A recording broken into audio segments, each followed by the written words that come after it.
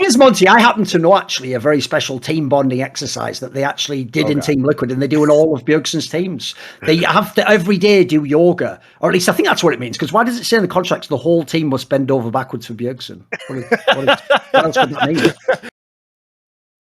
We're here for another episode of Summoning Insight. I don't know if have we actually done, like, is this season an episode 1? Like, what is that? It's still the same season. We're just on episode 5 now, Monty. No, it's season 5. Season 5, episode 1. 16. 16. Yeah. No. All right. At least we've done 15 then. That's pretty good so far. Okay. So we're on season 5, episode 16. It's not like it's sequential. You haven't missed anything. Well, you have. It's just us saying, get the bingo card out, like Froggen, Forgiven, Reckless, Reggie, fucking Korean Flish. You all know the bingo anyway. But of course, one thing that's different from past seasons, but not this season, is it's brought to you by esports, which is the industry's leading crypto odds matrix. Obviously, right now, they still have the World's Prediction Series contest running. It included MSI, it includes LXC, LCK, LPL. Spoiler, pretty much everything in League of Legends and esports. If you follow League of Legends, Valorant, CSGO, they have all those games on there. It's a huge free-to-enter competition. You can click the link, just go and enter there. They'll give you some tokens of the DJT to play with. The prize pool is 10 million USDT, which roughly equates to 10 million US dollars, and the first prize, although this is later in the stages, is something like 800,000 USDT. There will be some smaller prizes, also 300,000, and there's a whole bevy of them. The whole point is it's a massive competition, and it's a mixture of like a free to enter thing with the betting components. I just say treat it like a prediction competition, basically. Try your hand at it, try and get as many as you can, and just see what total you can get. And of course, if you wanted to gain extra tokens to play within this free competition, you could obviously deposit and make bets separately. So remember, don't mistake this, because I notice when I phrase it this way, some people get lost. When I say for every bit of crypto you put onto the site, they will give you a 50x DJT bonus. The keyword is bonus. It's not that you put the crypto on and they give you the DJT. You keep the crypto. You can do what you want with that. You can bet that on matches. And then you get the DJT to do this on the side with. That's why it's a bonus. So anyway, check out with our referral link below, obviously. And we'll, at some point later in the show, we'll probably talk about this again, I imagine. But for now, back to Korean enthusiast, fellatio enthusiast, fucking Reginald. He's an idiot, and I don't know, bloody Paul Beltley, he wasn't that good at national. You all know the classics, start playing the old tunes, get jumping jack, go down, that's actually Satisfaction, whatever. The old classics by the Rolling Stones from the 70s. We're back, boys. We're back. We've even got Guilhoto, who's on every bloody episode for the last 3 years, but he's back as well. Everyone's back. We're all back. Look, we haven't had Guilhoto since he was on Team Liquid. There you go. Right. To be fair, he does move between teams a lot, you know. All I'm going to say is he gets passed around like fucking, well, this was 10 years ago in esports, be an amazing punchline there. Some weed, there you go, something that gets passed around at an after party. Sadly, like I say, 10 years ago, straight fire punchline there, don't worry. In the modern day, we're a bit woke, so pass around like whatever. Can't have funny jokes anymore. Although I did hear someone say once, actually, that is hilarious. That's an example of where people don't understand. Even if you want to pretend that there's like a world in which, you know, we are all just totally identically the same and we can just, everything's a social construct. Here's how you know some things aren't a social construct, Monty. Because I heard that there are actually some women in the modern day who try to use almost like frat boy type terminology, and they'll be talking, are you ready? Just think of this. They'll be talking about Where's this going? No, this is amazing, mate. About how they passed a guy around their friend group. Now, listen, ladies. I think that's great. No. Listen, ladies. That guy in no universe is going like, oh, my feeling. Oh, God, I have to fuck the whole day. You haven't wrecked anyone there. You haven't thought that through. Like, look, on your side, maybe you've convinced yourself. But that the other part of that dynamic is not working out the way you think it is. You cannot just flip that particular dynamic and say, I'm telling you right now. It sounds like everybody's happy. That's all I'm saying. To be fair, you're right. Yeah, at the moment, they're all making out like bandits. Don't worry about it. There's no victim in that scenario. Basically, yeah, exactly. You nailed it. Exactly. We're moving towards a happier world as a whole. I've got a question for you, because since we're in the beginning part of the show where we banter and talk bollocks, I never actually discussed this with you, so I'm just going to say what all the fans are thinking, Monty. That's right, I'm going to do that thing occasionally I do where I attempt to speak for everyone, but I think I'm on point with this one. Why is your new show on this same channel, by the way? Subscribe to the channel, maybe, if you want to keep up to date with it. Maybe click on the YouTube channel. If you're watching this on YouTube right now, the show's right there. Monty has an LCK show with Wolf, and they're so creative. They all sat down in this spent like 15 hours and they came up with the title, The Monte and Wolf Show. So that's just my question, Monty.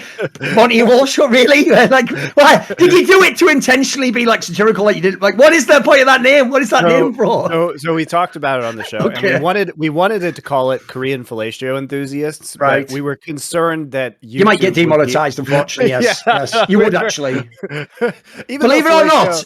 Believe it or not, you can make those jokes in the episode, but what's weird is the title is what kills you. And I know this, by the way, because for counterpoints, almost every episode is fine, Monty, but the ones where the titles, like, you know, like about like fucking Dorsey having like an erection or something, that all those got demonetized. So I think the title, you might be right. I think if you put fellatio in the title, one, you're going to have a really bizarre algorithm, and then two, I think you might get demonetized. You might be on that one. That would be the best name, though, obviously, in a dream world, wouldn't it? Right.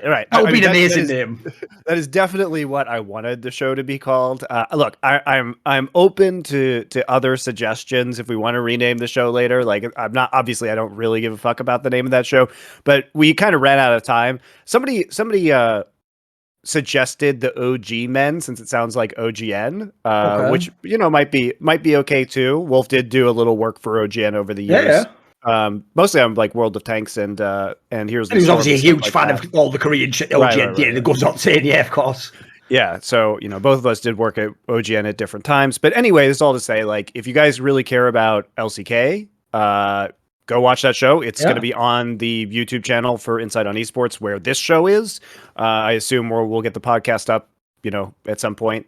Who knows? By the way, I'll tell you a little detail, because I've noticed here's the secret in the modern world to how we as influencers can actually help these motherfucking plebs, these nephews out there, Monty. Because that's right, I do have contempt for my own audience, but I have contempt like a fucking industrialist in the late 19th century. It's like, look, you are beneath me and you are scum, but I'm going to do a few things for you because that makes me a great man. You know, I'm sort of like that vibe, you know. So here's what I'll do. I'll throw you all a bone and I'll actually explain, I'll condescend to you to explain how you can enjoy this show with Monty and Wolf. Because I've noticed there's been a little bit of bristling, Monty, and a bit of backlash every time we have Wolf on the show, right? Which is people think, right, he's having all controversial opinions. He has different opinions about Korean players than we do in the West. Or, you know what, he actually characterizes a Korean player differently. Here's a little secret I want to let you guys in on. That's one of my favorite things about Wolf, that he doesn't come from League of Legends. So he doesn't come pre-packaged with 9 years of stupid storylines. He doesn't have to tell me Bengi's the second best player of all time. He doesn't have to tell me any of that bollocks, because he's coming in from just a few years ago when he started watching. He has his own fresh perspective, and because he's been an expert in all those other games, he's not afraid to actually have a different opinion. That's a massive positive. So even though initially I know he's going to be goring a lot your sacred fucking oxes, as it were,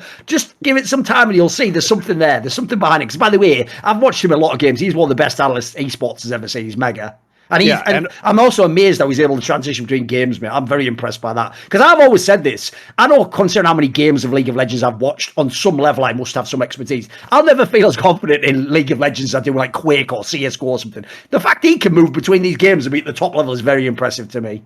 He is, as far as I know, the only English-speaking analyst who has done 3 different genres at the peak professional level. So he was obviously for many years a StarCraft caster, and he was at the peak of StarCraft at like GSL, right?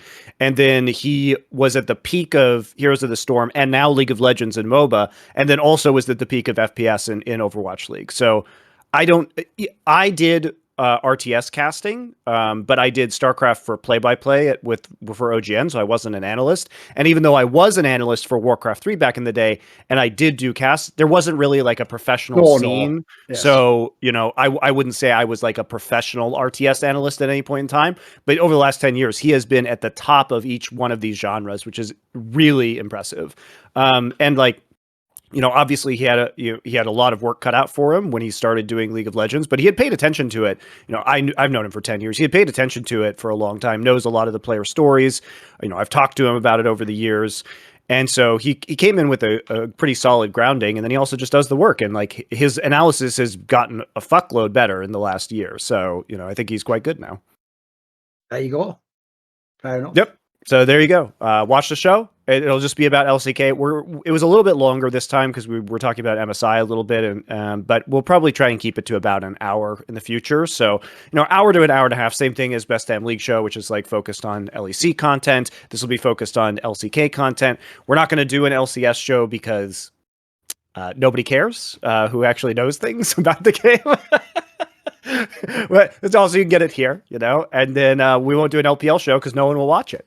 So the joke is, even though, listen, he definitely didn't sit down like some Machiavellian mastermind and figure this out. The joke is, Doublelift, unironically, is making the content that LCS fans want. LCS now as a product is fucking garbage, so they want to go in a time machine and talk about the same old stories with Scara and with LS and with fucking Dom and with, that's all they want. They want to go back to the, by the way, there's a little hint, LCS, that your product sucks. People want to go back in time and re-experience the old seasons, you moron. This is like, you know when a show sucks and you always say like Game of Thrones is a great example. I wish I could go back in time, delete Game of Thrones, just enjoy those first 5 seasons and then stop. Yes. That would be the perfect viewing experience, but I can't now. The joke is, that's what people want with LCS, guys. You've ruined it. They want to stop now and not watch TSM suck for another split. See, I'm actually extremely good at doing this with popular media, which is like, as soon as something starts to suck or I hear that it does suck, I will just stop watching it immediately. Like, I never saw the 4th Indiana Jones because I liked the first 3, right? Heard the new one was bad. I don't need to taint my experience. I stopped watching Star Wars because everything that's been made since 1983 fucking sucks. So I would have stopped watching LCS a long time ago, but you guys like pay me to watch it, so that's why I do it. Oh, by the way, if people don't know, the reason I actually love the fucking sponsor we've had for this company and obviously my personal channel for the last year or so, Esports Bet, what I love about them is one of the main deliverables is just get paid to watch the game. Like, I can't really complain about that. I need to watch it anyway. Don't have the joke is like, please turn the camera on and get paid for it. That's actually fire. People don't know that is actually fire. That part I do enjoy. I can never really mourn too much about that kind of, like, it is what I have to do anyway. Pretty good. So anyway, like, we'll be continuing on with these shows. Obviously, we'll still touch on the LCS heavily, and I am excited to talk to Guilhoto today, especially with Team Liquid looking like the Team Liquid that we thought they would look like. Oh yeah, by the way, also, if you're an LEC fan, we just brought out the first episode last week of Best Damn League show, which previewed the whole split. Spoiler, I had some mad edgy takes, like how good would Astralis be, and then was G2 any good? But go and have a look. As usual, I'm actually making out like a bandit at the moment. I have to say, mate, for some mad reason, people think I'm like cursed with predictions. Mate, ever since Esports Bet joined this site, I'll be fucking killing the game. I can't lose. It's mental, isn't it? The amount of underdogs I've actually picked now is mental, mate. But anyway, so we'll see on that one. I don't know if that's going to work out in LEC. But yeah, we've got that. And by the way, spoiler, I won't say who, but we are going to have a guest on an episode soon. For that one, if people don't know, we use guests sparingly. We just bring them on where it's like we've got a really interesting guest to totally do the episode. Because the premise for that is this. I think we should even do more some Insight like this. We just haven't for a while. We did one a couple of episodes ago. I like 2-man episodes sometimes because the good thing is you can't fuck up the floor, can you? You know the other person, you just get in the convo. Whereas sometimes actually, as much as a guest can add, they can also subtract, or they can just make it a bit awkward, or certain convos never go anywhere, you know. So I like to use, on that show, it's mainly a 2-man show, like the Monte Wolf show, and then we have the occasional guest. By the way, who knows? Maybe one day Monty will be a guest on that show. That's right, we are so self-indulgent and sniff our own farts. We've done it before, just like I did on some of my other shows, even though that is just summoning Insight, but then with Dom as a guest, we would again present, no, John, we're on another show now. Like we are like that. We are a little bit fucked like that. We are a little bit. Well, you know, it's also like I'm watching so much League of Legends now. It's just fucking ridiculous. Like I think probably, you know, there are a couple people that I would say I'm confident or is watching as much League of Legends as me. It's probably like Kadril and Dom probably watch as much, but it's hard to keep track of all the regions. But I think because I don't have.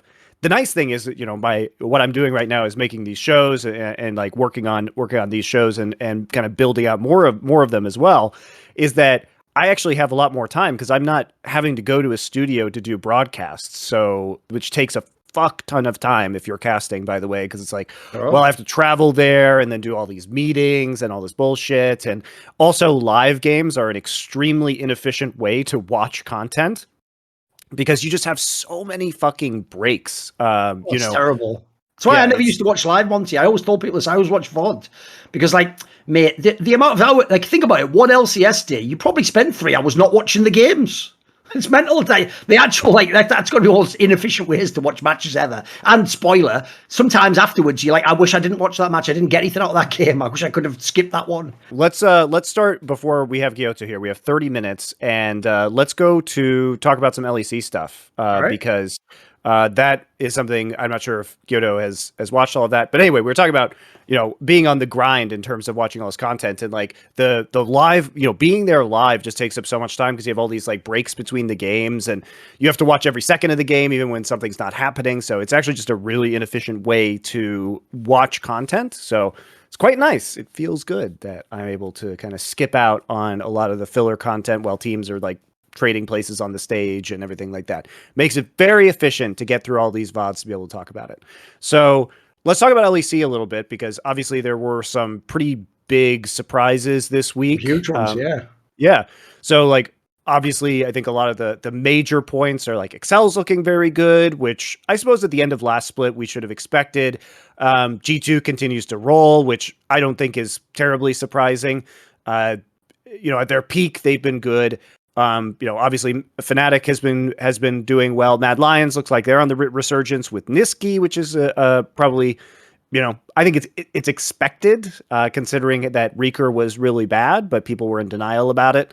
Vitality actually has had some really good games and looks promising. Astralis has replaced 3 of their members and come together pretty quickly.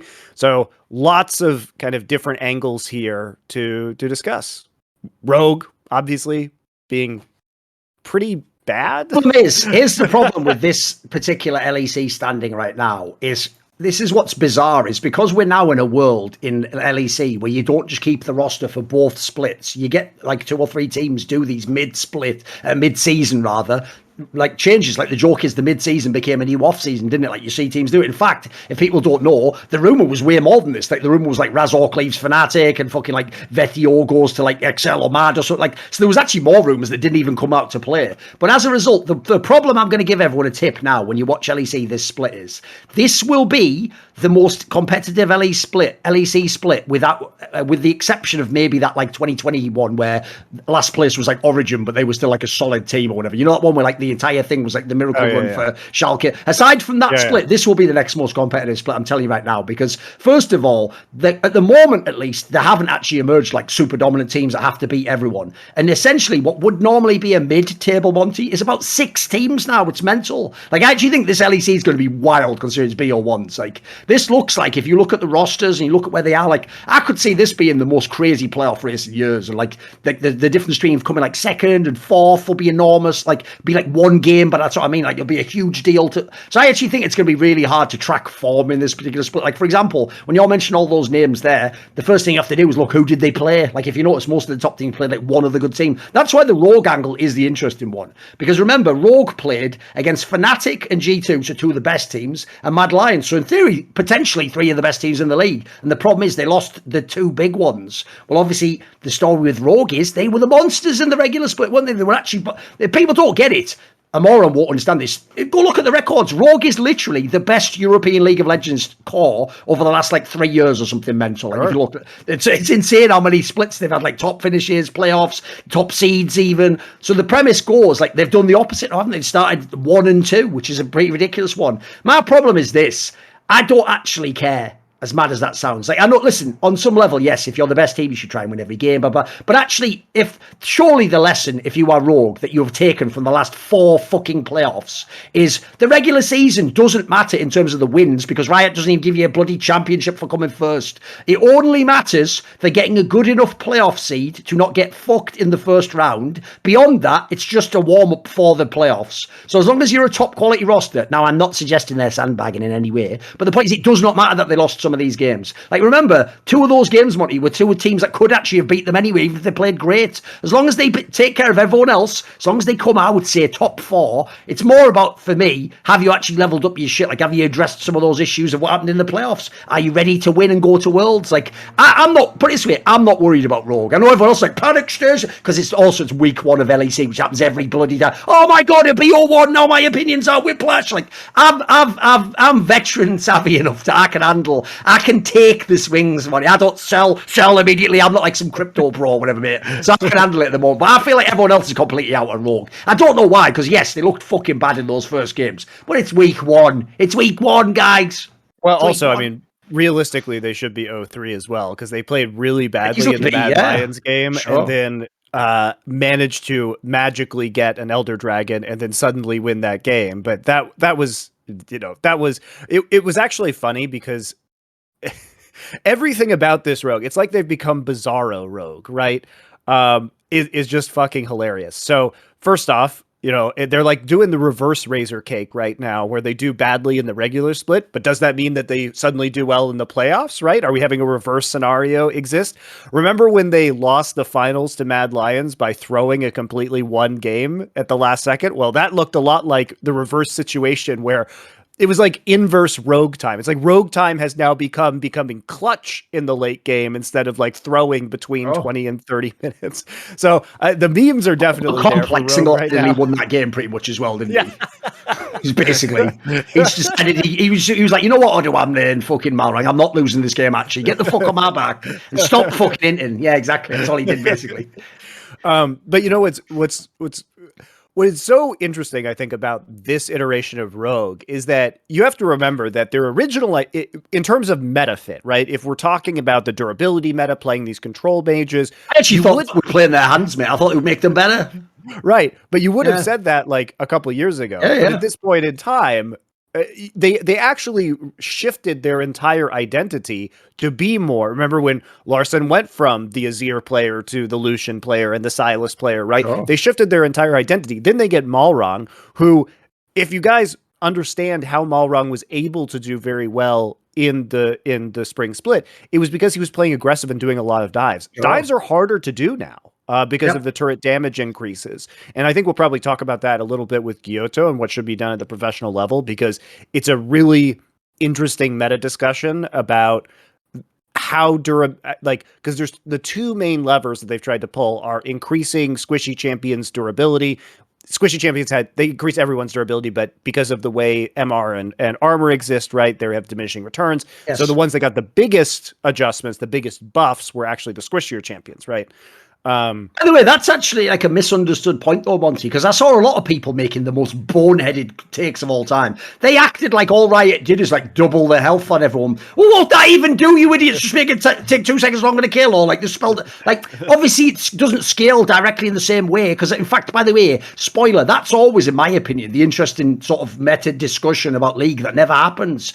But one thing, as an observer, someone who's watched games with stable metas and shifting metas, I've always found very weird about League of Legends is by default in League of Legends, there's always been an insane bias against physical damage. Like, there's always like OP as fuck tank items, tanks, stuff. Like, there's nothing like that for MR. There's never been a fucking League of Legends meta where there's no MR, there's no bloody AP in the game. Like, I've always thought even that's one weird thing, because that's essentially, as we're saying, like, there's different levers you're pulling here. They're not all the same. There's not one master lever. It's not like that fucking old school Simpsons where they were in the Duff Beer factory and the pipes went out and it went in the Duff Beer and Duff Light and it was all at the same pipe or whatever. It's like, that's like the joke in it, like the classic one, and Duff Classic or whatever. It's just the same pipe with 3 things coming out. It's not like that. So I've always thought that's an element of the game that's mad underrated. Is like, essentially, like, you can totally shift the game based on like what class of champion, what even these small like, for example, like I say there's never been as many options against fucking Magic as there has against physical damage, man. That's just default the way the game works, isn't it?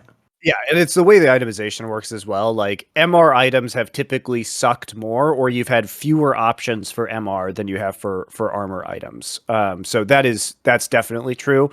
Also, like, there's the fact that there's, just frankly more physical damage in the game, because that's how auto attacks work, right? So every champion that's AP also has auto attacks that are physical damage. So it's a whole whole mess. Yeah.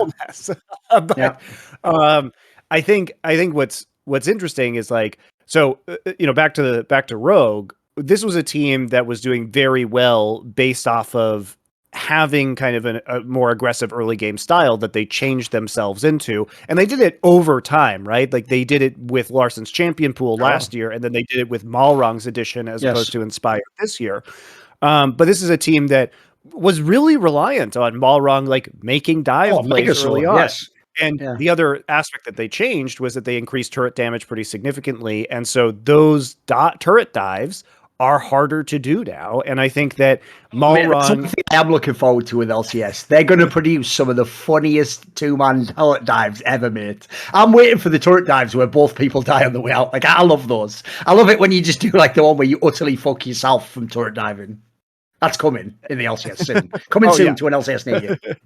And like, we've still seen some turret diving in LPL, but it's certainly harder than it used to be. And I think teams are not willing to take the same amount of risk. I mean, that's fair, by the way, because think about it, right? A lot of these changes, in my opinion, Monty, if you look at it, primarily do affect top lane and jungle in terms of the interactions and the role. Because the problem is, and I will say, I do think this was a problem League had. I actually do think one thing that became a bit boring about League over the last 2 years is it's just the beginning of the game is who's going to gank top first.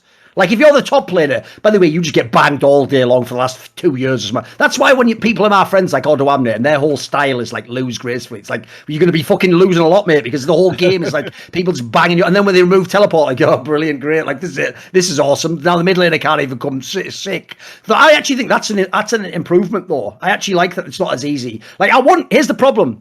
This is why it's so hard to balance games, and I totally acknowledge I'm not a game designer. On the one hand, Monty, I want ganks because they make the game really interesting, but if they're too easy, it ruins the game as well. Like, I can't have a game plan if random ganks happen. Think how many playoff games, like, this comp could be, oh no, they fucked up at level 1 at like level 2 in the bot lane and so they're behind, the whole comp's invalidated. Like, I do think that sucks a little bit if it's too easy to dive, Yeah, I agree that tower dives were too easy before, but now they're much too hard. And I think there has to be a middle ground, because the problem with making tower dives too hard is that you can't cross map effectively. So right. For example, if the enemy team, if you're a jungler, right, and the enemy team makes a play in bot lane, right, and you need to go top lane in order to mirror that play, in order to like punish them for putting resources into bottom lane, like stacking bottom lane with more players because of a gank.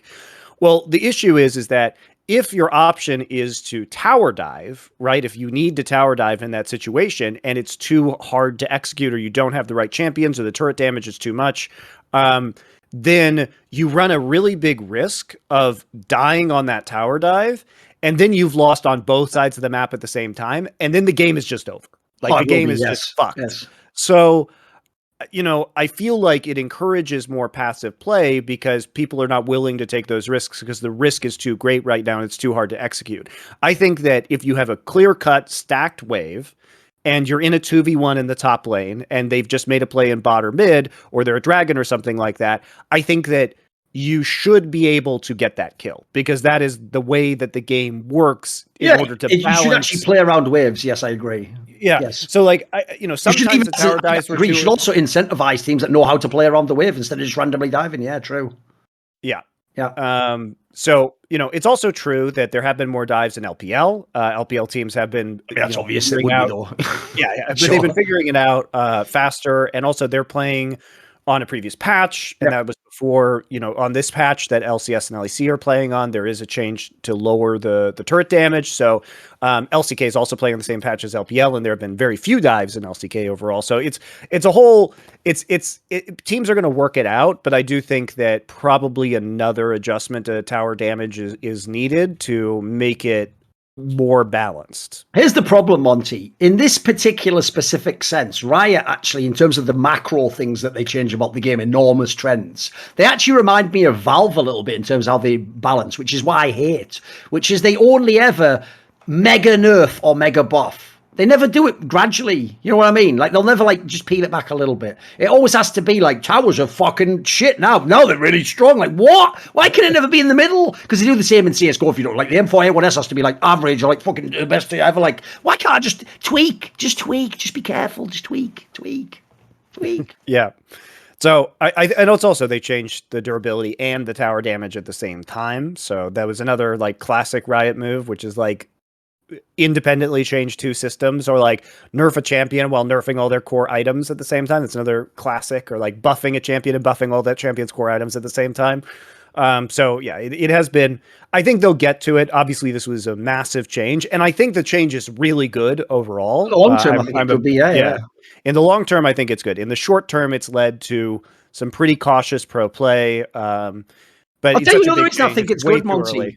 The logical reason why, I know a lot of people were against this. I mean, true, a lot of people are against every Riot move because they just assume they'll mess it up. I get that angle. But I saw a lot of like negative sort of perception to even the concept before people played this patch. But one reason I assumed immediately was good is because it actually potentially addresses some of the problems I also have observed over the last few years of League, Monty, which is team fights weren't team fights anymore. Like, the fact that everyone does so much fucking damage and has so many abilities meant that like the obvious role is like ADC. It's a bloody nightmare trying to play a proper team fight. Like, you aren't doing all that shit you used to do as a classic ruler team fight ADC, like you move between, you weave it. You're not, you're just waiting like, fuck, do I randomly get blown up by 2 people? Or did I dodge it and they missed their R and suddenly I could do something? Like, actually, that's one area where I could see it actually working out. Because to me, even though people don't, I know Riot used to ignore this and say, we don't define the Metro, I'll tell you how to play League of Legends. Yeah, as sure you fucking don't. That aged well, by the way. But anyway, ignoring that, if you want the premise that Riot doesn't tell you how to play the game, real League of Legends is front to back 5v5 team fights at some point in games. Obviously, I want genius teams that can sometimes avoid it if they're amazing at side laning, taking objectives, using pick comps. Yeah, that's all. Or poke comp. Yeah, that's all great. That's great if you can do that. But that's always supposed to be an alternative / counter. The default version of the game, ideally, is laning into team fighting into the game ends. Because that is, let's be real, if you ever watch a whole series where there's never 5v5 team fights, you feel like you never really got the game. It's like going to the fucking titty bar, isn't it? Like, all that happens is the tits come out, nothing else. Yeah, we all know there's a natural progression. Well, depends on what bar you're in and what state. But, you know, in theory, there's nowhere else you can go. Yeah, I know, exactly. That's why I had to throw that in there. But in theory, there's nothing else going on, is the guy? This is the only game in town. No, but that's the point. There's supposed to be that progression. So I only feel like leagues, it's more satisfying. And by the way, especially in the LCK, when you have those real team fights, also that's the best league to watch. Amazing team fights between 2 teams that both know how to play, both know the win conditions, both know what their comp can do. That's the shit when you watch that. And I think this better will actually lead into that, hopefully. Yeah, and I think we've already started to see that a little bit. You know, it was problematic when players could be blown up by only getting hit by a couple of abilities. Oh, garbage, and you know, I mean, you can see how this is going to power up the way that certain teams play. Like, yes. I don't think it's a coincidence that if you look at LCK, that like Gen G and DRX are going to be like better in this meta, right? We've seen Damwon play kind of fast as well, and I think Damwon's main problem was obviously that they didn't have a top laner that was worthy of being on that roster. And now with Noguri back, who looks like he's in perfectly good form, I think Damwon is going to be a very serious contender. And I also think like a team like Team Liquid is obviously going to do very well in this kind of meta where they can play a little bit slower. You know, they can play a measured style where they, you know, scale up, get Hansama, you know, into a very favorable position. We'll talk about Guilhoto, talk with Guilhoto about that. So yeah, there's a lot of factors I think that are going to do pretty well for a variety of teams, and that conversely are going to hurt some teams. Like I think T1 probably not super good in this meta overall. It's a pretty big hit to them. That whole style, in case people don't get it, that whole style that Faker was playing where it was sort of like inside out League of Legends, that ain't going to be happening. You just can't do that all the time now. It'd be too risky, wouldn't it? Yeah, and also I think with T1 style, like, again, T1's leads were heavily dependent on cross-map plays, and those plays are just straight up harder to execute now. And I think they still have a lot of strengths, but you know, their drafts have been a little bit weird. It's some very successful, I would say, some not so successful. Like, I really like the Yasuo support. I mean, it was fasting Senna, so it was really like carry with fasting Senna, right? I think that comp was really good when they played it this last week. But then they had some fiestas where teams that make very good late game macro decisions are going to be empowered in this meta, who can set up properly for 5v5 team fights, like you're saying. And who can kind of like play passively, and especially teams that have hyper carry ADCs. Like, well, it's a ruler meta. It's a ruler world out there. See, here's the thing, Monty. If you bring up passive hyper carry ADCs, get on the bingo card.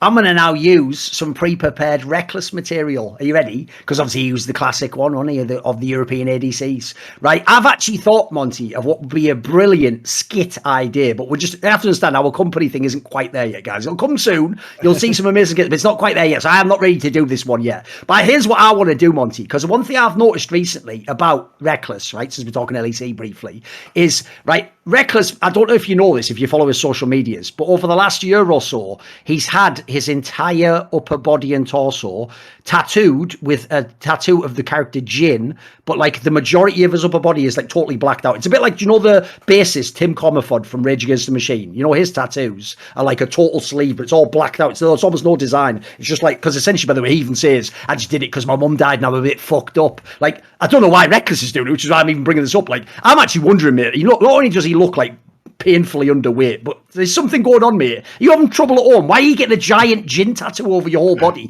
But here's the idea I had to make it more light-hearted and not just actually like maybe someone should check in on him. It sounds like he might not be doing so well. Here's the light-hearted version you'll appreciate though, Monty. I've had a brilliant idea for a movie concept starring Reckless. Are you ready? It's right in the classic 80s sort of horror genre of body horror, Monty. Here's what happens. He starts playing League. He gets this fucking full body tattoo of Jin, and one day the tattoo starts talking to him, but only whenever he's on his own, and it starts telling him things. Maybe it tells him to be more aggressive. Maybe it's Nate, you can see where this movie could go. This movie would be fucking amazing. He's just talking to the tattoo. Eventually, the joke is, spoiler, at the end of the movie, the tattoo's taken over completely. Andy Reckless is just gone. It just gets the final part of the tattoo, probably Jin's face tattooed over his face. He just is Jin at that point in time. That would be the movie, the ending. But I think it's a great idea. It's a great concept. There's a lot we can do with this here. It's going to be art house style. I just looked at it. Yeah, that's isn't it a bit weird? It's a bit over the top, isn't it? Look, I'm not going to like cast aspersions, but it's a bit over the top. Like, it's a bit full on.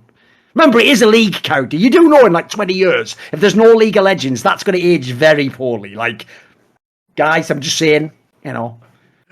Now, I'll just show you my Froggen tattoo. I'm not sure. Imagine, dude, that's where if I actually prepared, I could have done that. I should have got like a felt tip marker pen, Monty, and done like a whole Froggen tattoo underneath my shirt and then lifted that. Unlike this is sick. And then like a fake one or something, like an Olivia on my back or something. I'm not sure. It's Jin. I can't really tell who it is. I believe it's supposed to be. It could be Varus. Am I wrong? I can't tell. Oh, I think you're right. It's Varus. Sorry, it is Varus. Yes, I mixed them up in my head. I think it's Varus. You're right. I think it's Varus's head. It's really hard. It's really hard to tell, though. I think you're right on that one. Yes. I think in general, getting like pop culture IP tattoos is not. It's not. So we'll just say, if your entire fan base has been trying to battle Thorin, that you're not some passive, long range, never going to the fight, basic bitch ADC, maybe don't tattoo a mega long range champion like onto your body. Just saying, you know, fucking hell, mate. I know, like you're not doing yourself any favors there, are you? I know. What the fuck? Yeah. So, wow, I didn't expect. Isn't that weird? Because when you see that, I bet you weren't expecting it as full on as that. You'll probably think I was exaggerating. Mate, he's trying to get the whole little torso done with that. And like I say, the part to understand fans is, it's one thing to have a tattoo. He's like essentially his arm is like barely any negative space. It's just all black. Just nothing. It's like a fucking Frank Miller drum or something. Straight fire reference, whatever. Sin City, look it up, kids. That's right.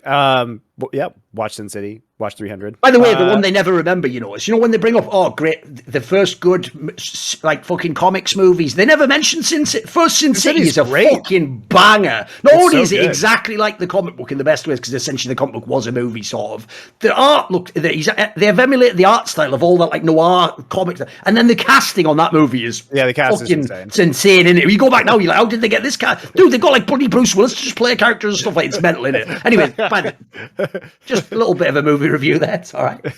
The cast is actually crazy. That one. I love how they include just like the like in the comic, just the little pieces of color too to like draw your eye. It's really, really good. I actually never saw the second one. The problem with the second one is it does also take some other stories, but because it was done like 10 years later or something mad, it was decent, but it just wasn't as good. I think the director himself maybe lost some of his vision or something. It wasn't quite as, it didn't hit as hard. Basically, it was decent though. It was all right. The 300 movie too was almost a 1-to-1 replica of the book in terms of they lit like the you know, all of the shots are just exactly the comic book, so it's exactly what you wanted out of that one as well. All right, back to LEC. All right, this is what this show is, by the way. It's just me and you just talking shit about whatever with some League of Legends mixed in, you know, whatever. So I think if we look at Astralis, like expect them to slow down a little bit. They traded out the majority of their roster, right? I think they were savvy on picking up, you know, Chachi and Xerxes.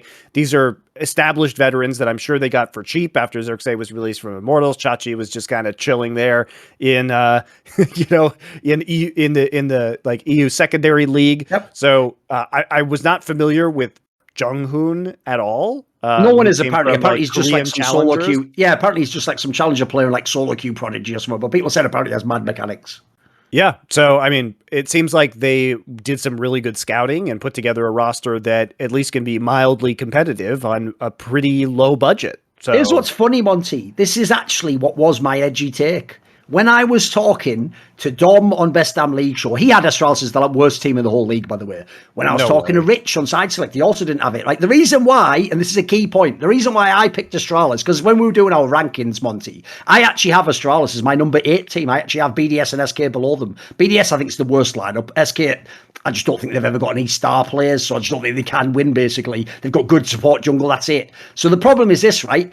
This is where I'm not using pure analysis in League of Legends, Monty. I don't deny it. Like, I'm sure if Dom watches with his eyes Xerxes play last split, he looked shit. Yeah, no problem. He probably watched a bit of Vizicachi in ARLs and was like, he's not any good anymore. Here's the reason why, though, and it's more of like essentially, you have to have done loads of analyst desks to sort of build up, like, basically you have a playbook of like certain factors. So I'll give you an example. You know, in CSGO, one of the things that's won a lot of people predictions when the match scores with the opposite way is if it's like a massive stage match in a semi-final of a major or something. Because if you're a newer fan, you're going to be like, but that team's the best. It's like, yeah, but they've never been in the scenario. So if you know that, like, the veteran move is to know that actually they're probably going to crumble because they've never been, you know, it's sort of like meta contextual, or it's like intangibles, isn't it? Well, similarly, like you just said there, here's the flaw people made with the Astralis lineup, because remember, they've already got 2 bloody wins, which is already brilliant start to the split. Here's the flaw people made, is they looked at the players and they were like, these aren't that great. But normally the bad teams in LEC aren't that great, and they're all rookies. They're all ERL people. Like you just said there, when you add in Xerxes and Vizicachi, even if they start bad, mate,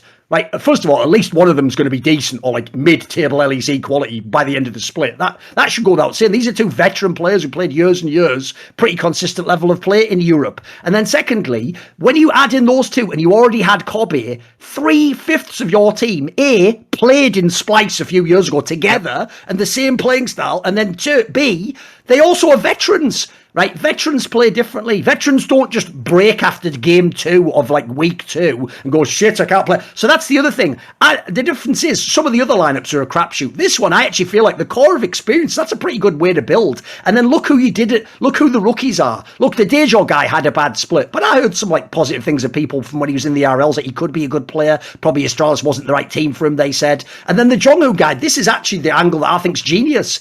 If you're an org like Astralis or even SK, who's been very cynical with the players you've signed the last few years, you never actually sign the top prospects because they go to the big clubs, or you never get like the good person who has to drop down because he doesn't want to play for the worst LEC team. You wait, like the Jensens and Niskis, wait for the big offer. What you should do is this, Monty, instead of getting what they did before, where you just get like players in ERLs who want to be in LEC again, but they're not good enough to get a good offer, the Jesklers of the world, instead of just recycling those players, gamble on a guy like this Korean guy. If you hear this guy's like some fucking solo queue stud mechanical player, bring him into the Astralis team. We're going to come 10th or 9th anyway. Why not gamble? Because here's the thing. If, as it's looking like he might be, he actually is some like low-key stud, fucking hell, that's where we suddenly like might even contend for playoffs. Like that's a pretty good angle. And you've got the veteran core around him. I think it's actually low-key, like not a bad GM job. I know people are going to look at the individual players and go, shit, this is why I picked them. Yeah, it was a bit of it was out of left field. I don't claim to know the players, like I said, but I think there's a logic to how they built this team. It's a lot better than the past Astralis, way better.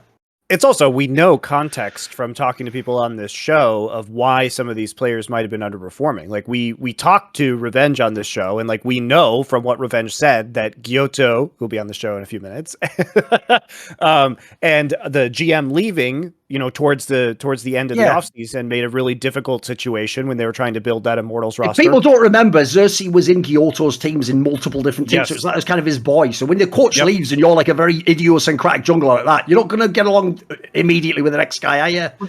But even so, Xerxes' performance was not individually terrible in spring. He was not the problem with the team. And also, people will meme on Immortals because their record was bad, but they also, if you remember, should have won a lot more games than they did. I actually thought the eye test looked a lot better than record, The eye test looked way better than the record did.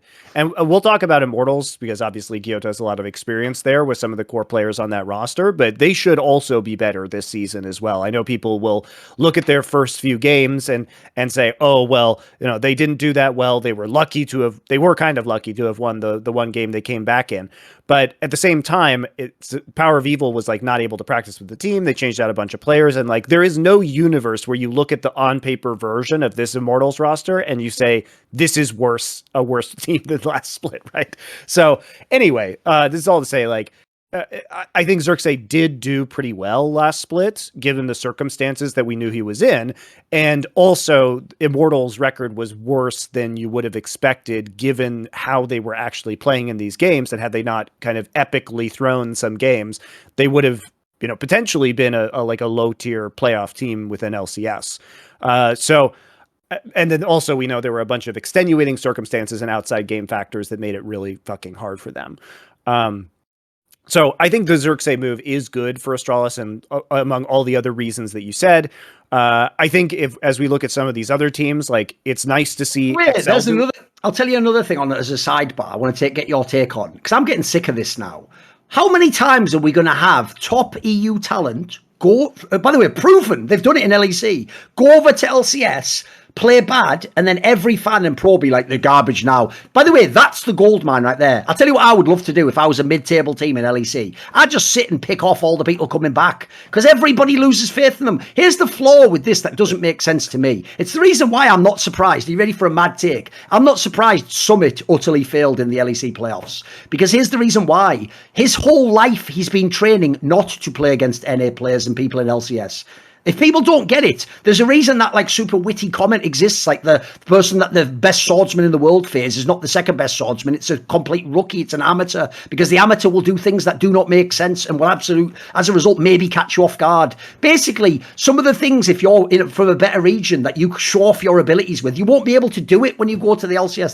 That part of your game won't be unlocked. You won't have teammates that can cooperate with you. The coach doesn't coach that way. So that's another thing. Because I'm sick. It basically started with Febvin, but ever since then, you get these top talents that go over, and everyone just gives up on them, mate. There is mad, like reclaiming people from that pile is going to become the new trend in the next few years, because if they go to these bottom teams, I bet you they all go back up again. Because here's my bet. I've seen Xerxes play all of his LEC/EU LCS splits. He was never, ever a bad jungler. He was at worst like a mid-table jungler, and most of the time, by the way, within his own fucked up little idiosyncratic cul-de-sac of that weird style of jungling, the way he thinks he is bloody Claylove from like 10 years ago. He knows what he's doing with that style, though, mate. Like, as long as that works for your team, he can be a good jungler. He's definitely a minimum a playoff jungler for me, usually. So, I bank that a guy like that, assuming he's got past his shit, he's going to get back to that level. It's not like he's just, his career's over, is it? People never give you a chance. They always act like your last split is who you are forever now. Surely, by the way, after seeing the Nuke Ducks of the world, the Mickey X's, surely you wonder, are you not getting a fucking hint that when someone's a legendary player, you don't fucking kick them out the door next split? And you definitely, if you're a lower team, you ever get a chance to sign that guy, bag him, because that could be the gamble that could get you to the top. Look at Mickey X and Excel right example, right? Isn't it crazy when you think how that playoffs worked out and the rest of the split that he wasn't even on a team? Because, by the way, the joke now is he looks like you could just drop him in any team, doesn't he? Like, he just instantly solved half their problems. It was wild.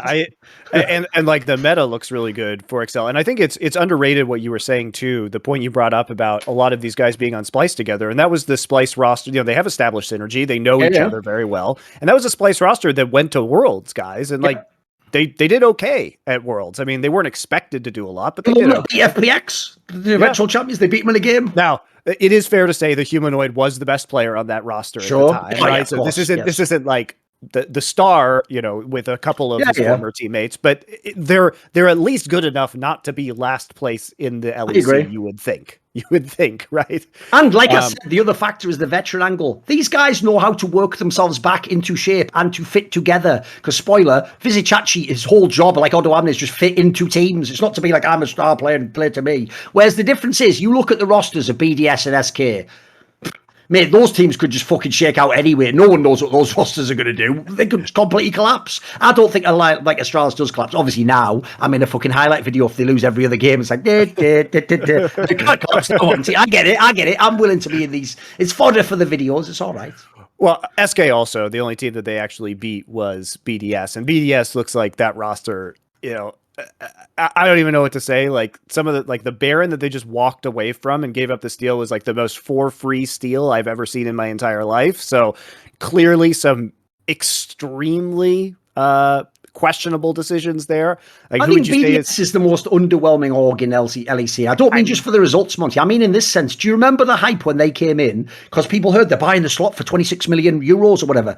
The hype was they're going to spend money and buy good players. They haven't. What they've done is just get like a few people who had a little bit of shine in ERLs. And like, as far as I can tell, mate, I don't know. Like, if you're really all just judging grabs off these lineups, mate, then he's never going to have a career, because I don't know what he's supposed to do with these players, mate. You'd have to be a fucking miracle worker. Like, the joke is, he's even looked into Synchro being way better than he should be. Like, I don't even know how they got that player. Like, the rest of the players, though, mate, they have some really whack players on this team. I don't know who's doing the scouting or what, but it's not working. It's not a good look, I'm afraid. No, and I imagine it's very frustrating for Grabs as well to see. I mean, that Baron play was really just absolutely appalling. Oh, exactly. Like, as a coach, like, if your players are doing that, like, as a coach, like, how the fuck do you even start? Because it's like, okay, they can't even do the most basic things. Like, we're at like square -1 right now. It was bad. I'll tie it into my previous point about Astralis, though. There's another flaw with this team, Monty.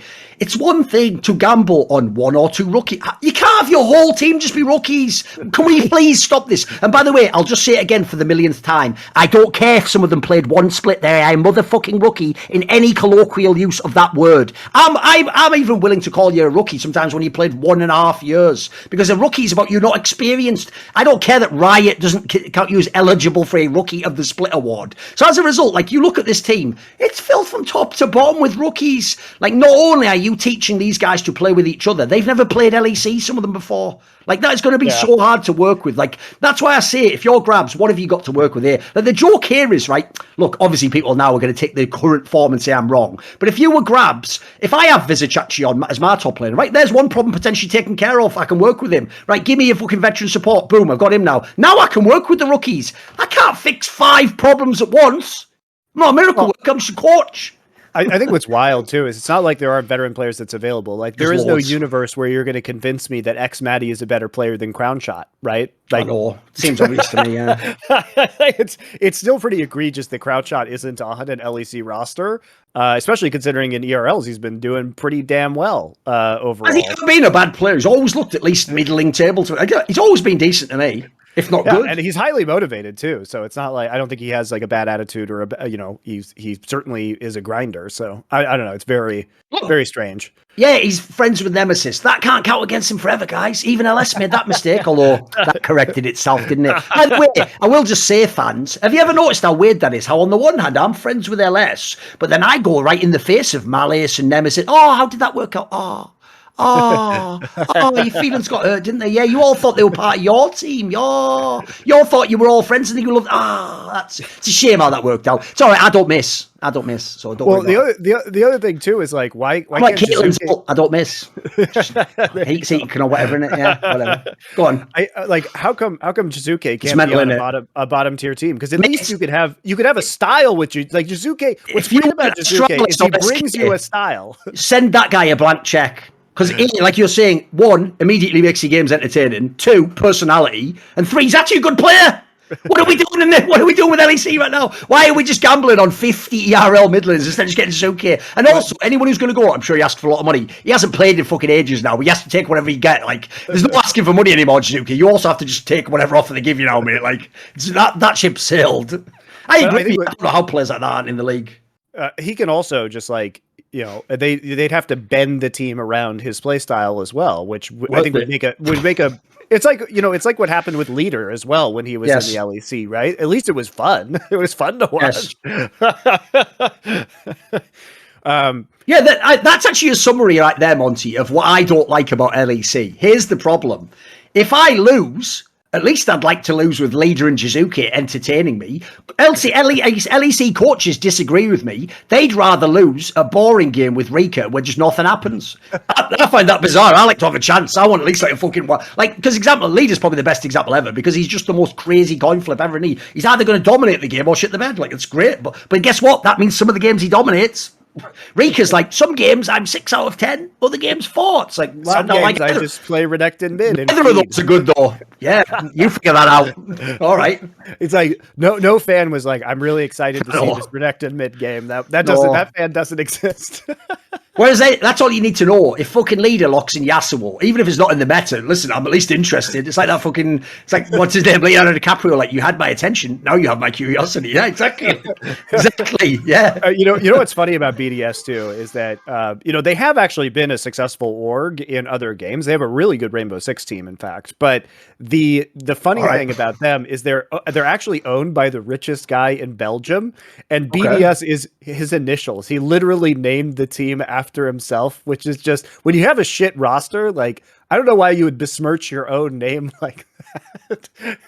He's a fucking billionaire too. He could certainly, afford to make these teams. So I will just say this. You might be old enough to recognize this reference. No pleb will. I've just checked it's real. It is real. I just checked on Urban Dictionary, the real source for all information on the internet. But here's the other reason it sucks, that the team's just all garbage rookies, Monty. If your team's called BDS, those acronyms stand for Big Dick Syndrome. Maybe buy some fucking players like Jizuki. It'll be obvious too. Big Dick Syndrome. Yeah, exactly.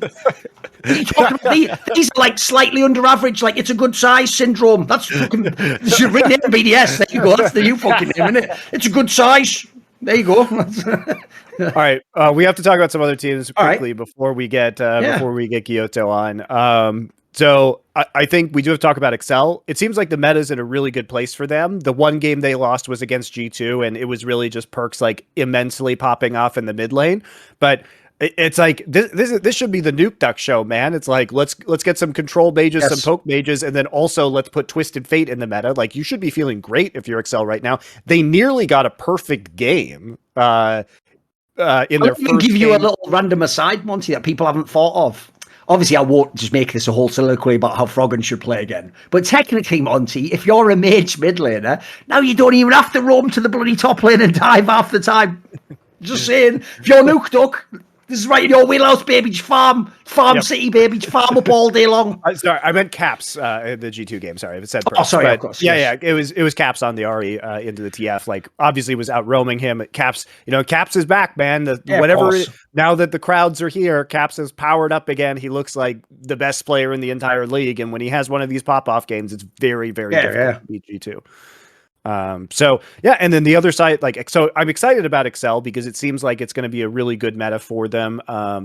Patrick, I think, has been a good player for a while, with Mickey X in this roster and Marcoon continuing to develop as a jungler. Maybe you'd say the weak point of this roster is Finn, but he's had a few good games now. Like, Finn's a weird player because he's never going to be the best top laner in LEC. He's always going to be kind of mid-table, but in certain metas, and when he has, he's got this amazing Kled pocket pick, and when he pulls out some of this stuff, sometimes he could just win you games through his weird picks. And the rest of the time, he's at least serviceable. So it seems like with the rest of this roster doing well and in a good meta, like, Excel could make a pretty good run. You would think this. The problem with him as a player, mate, is this: because when he first came in, if you remember way back, he was on bloody Rogue. If people don't remember, he was a mega fucking sketchy player with an incredibly small champion pool, and you had to have very specific circumstances for him to carry. And I thought he was very fragile at the time. Like, he could just crack and lose the game and feed completely. The difference is, because he went to NA, most people haven't updated the fucking narrative on this guy. So I actually do think you can see the years have actually made him a better player, and he has sort of leveled up. Sure. He definitely isn't as much of like a leak as it were. So when you consider XL, I mean, they aren't this team that spends all the money. This is an all right team for him to be on. Like, the other people, essentially, if he's your worst player, then XL's an all right team. It's fine, the lineup. Like, you're not a bad squad at that point in time. I mean, they also bodied Fnatic. Not very close at all. So this team, had some really strong wins, and then they lost pretty hard against G2, but also Caps did immensely pop off that game.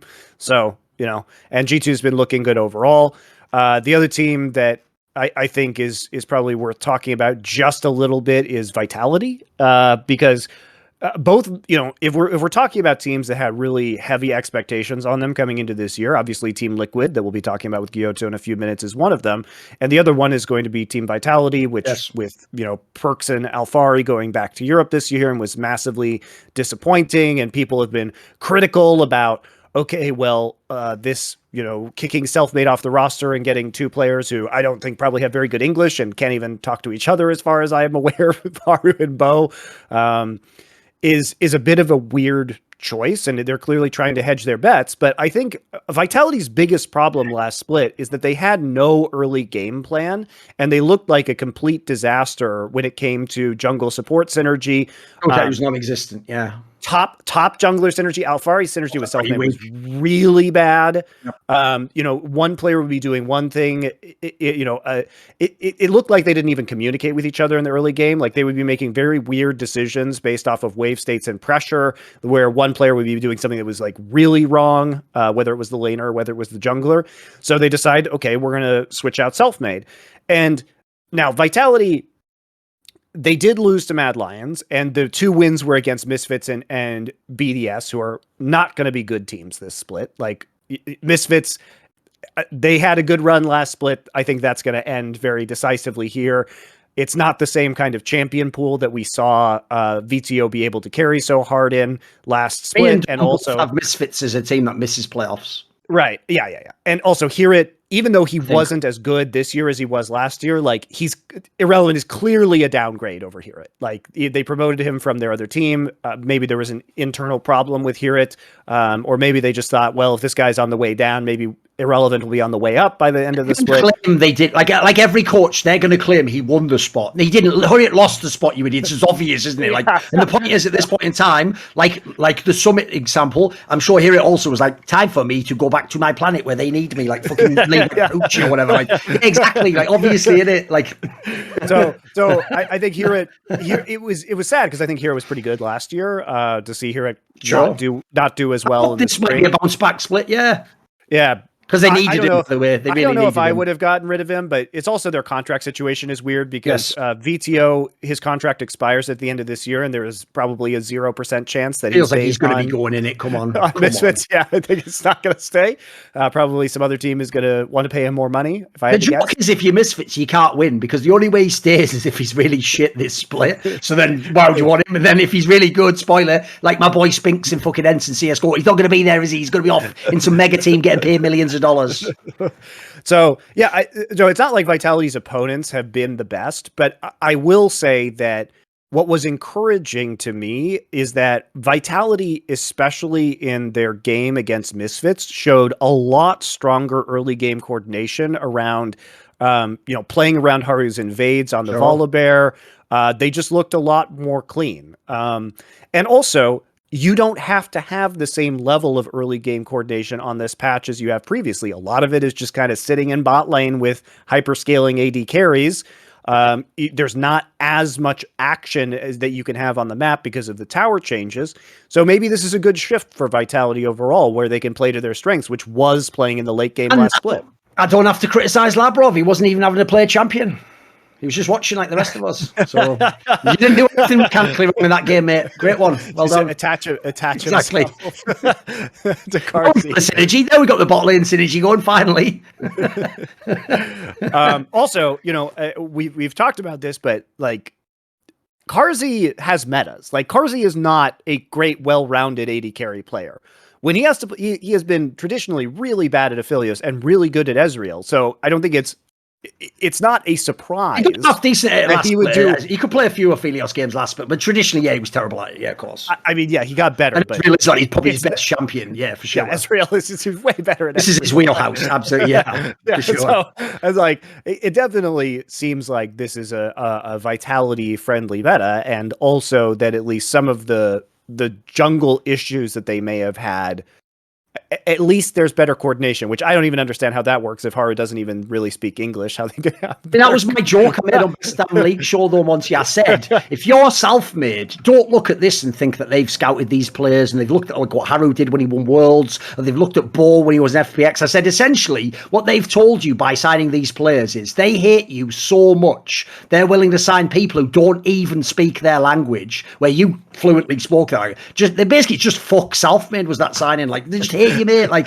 they're telling you can't ever work in this team, apparently. Like, by the way, there's some jokes that accidentally meme on themselves there. Like, for example, I saw at the end of last split, he did do a tweet where he was giving away a jersey. Mate, the jokes write them bloody selves. Give it to Haru, you can't. There you go. Problem solved. And then the other one is this. Because Vitality's trying to push that angle. You know, when they first signed this lineup, they were like, we're the villains or whatever. And then they had this thing for this split, Monty, where instead, because it's all to do with alliteration of V, I guess that was the beginning of fucking V for Vendetta or something, right? They do that. They did this whole poster thing where it was like virtuosos. They are all virtuosos at their roles, trying to create a symphony. It's like, in what fucking context could anyone watch that last split and go, you know what? These players are all sort of virtuosos at their fucking, what? There was like maybe Perks was pretty good. Like that was about it. What? There's no virtuoso. Like, I hate when social media teams try to push the boat out too far. Like, simmer down. If you wanted to play the villain angle, they should have played up. If they wanted to do the musician angle, I know it's not virtuoso, but they should have made them like a punk rock band or something.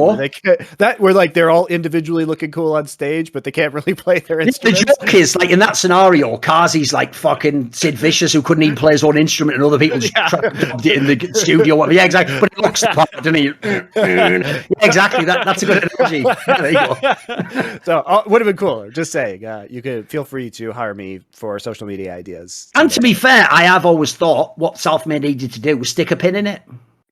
That's a Straight Fighter reference if you know the punk era, whatever. But it's lost on these nephews. I know that. Just let it fucking go. I think also being non-binary or something. I guess that's who does it in the modern day. The safety pin in the air. Maybe they needed to get a jungler who didn't speak English, so he couldn't understand Alfari flaming him constantly. That was my joke. By it. Dude, that was my joke, but I even said it straight to the man himself. Years ago, you know, some of the big names in the West would randomly get like offers from LPL teams just for the sort of like marketing factor and the spectacle. Famously, Forgiven got some offers from LPL, and I told him, dude, take the offer. They're not going to fucking understand what you're saying. You might actually be able to stay on this team. I said, A, it's a region that plays around the ADC. B, who's the eyes there? They already know what to do. And then C, they won't know what you're saying. Perfect. I said, that's your dream team. And even better, you won't know what they're saying, so you won't even be able to engage their stupid points about why the jungler didn't come at level 4. But sadly, as usual, didn't listen to me, did he? Because, you know, the problem with Forgiven is he's still on his Kanye West 2005 can't tell me nothing shit, isn't he? Tell you what, you can tell that bloody energy drink I drank before this show kicked in, didn't it? It's fucking, keep going. It's all right. I'm just drinking shots. I can't. It's hard for me to drink energy drinks because I get like twitchy. You should drink Gamer Subs then, because it doesn't give you that twitch. It has like a smooth release of energy throughout the day. And the thing is, you can even get 10% off with the code Thorin, THORIN, at GamerSubs.gg. I just drink black coffee, you know. It's good. It works for me. So there you go. Thorin. Speaking of sponsors, we should get Guilhoto on the show now. Yes. And this segment has been sponsored by esportsbet.io. Remember to use our referral link. You can get a 50% bonus on up to $200 if you deposit some crypto.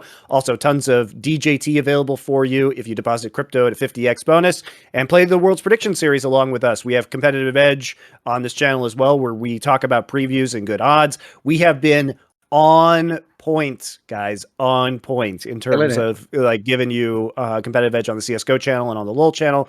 Up big this last week from the watch party we did. And also be sure to subscribe to our Twitch channel as well, because we do watch parties here for CSGO and LoL if you want to follow along and have some fun with us.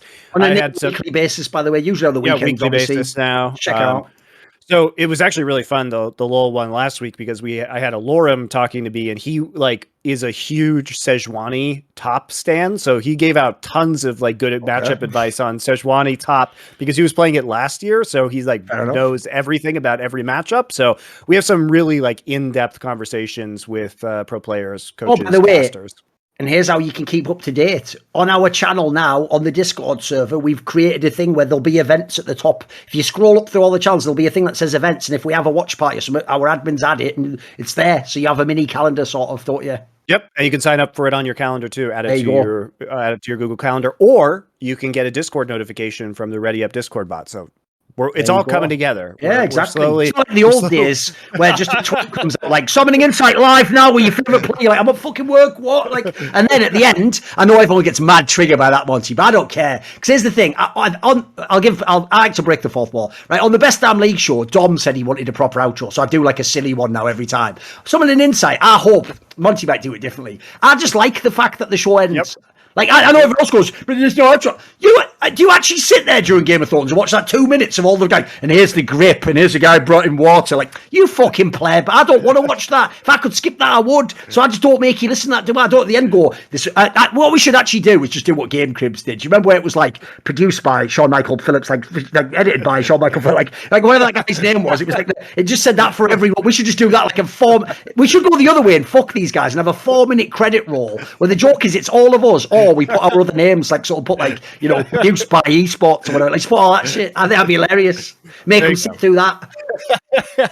For the future. Okay, we're going to take a break, guys. We'll bring Guilhoto on, and we'll talk about Team Liquid.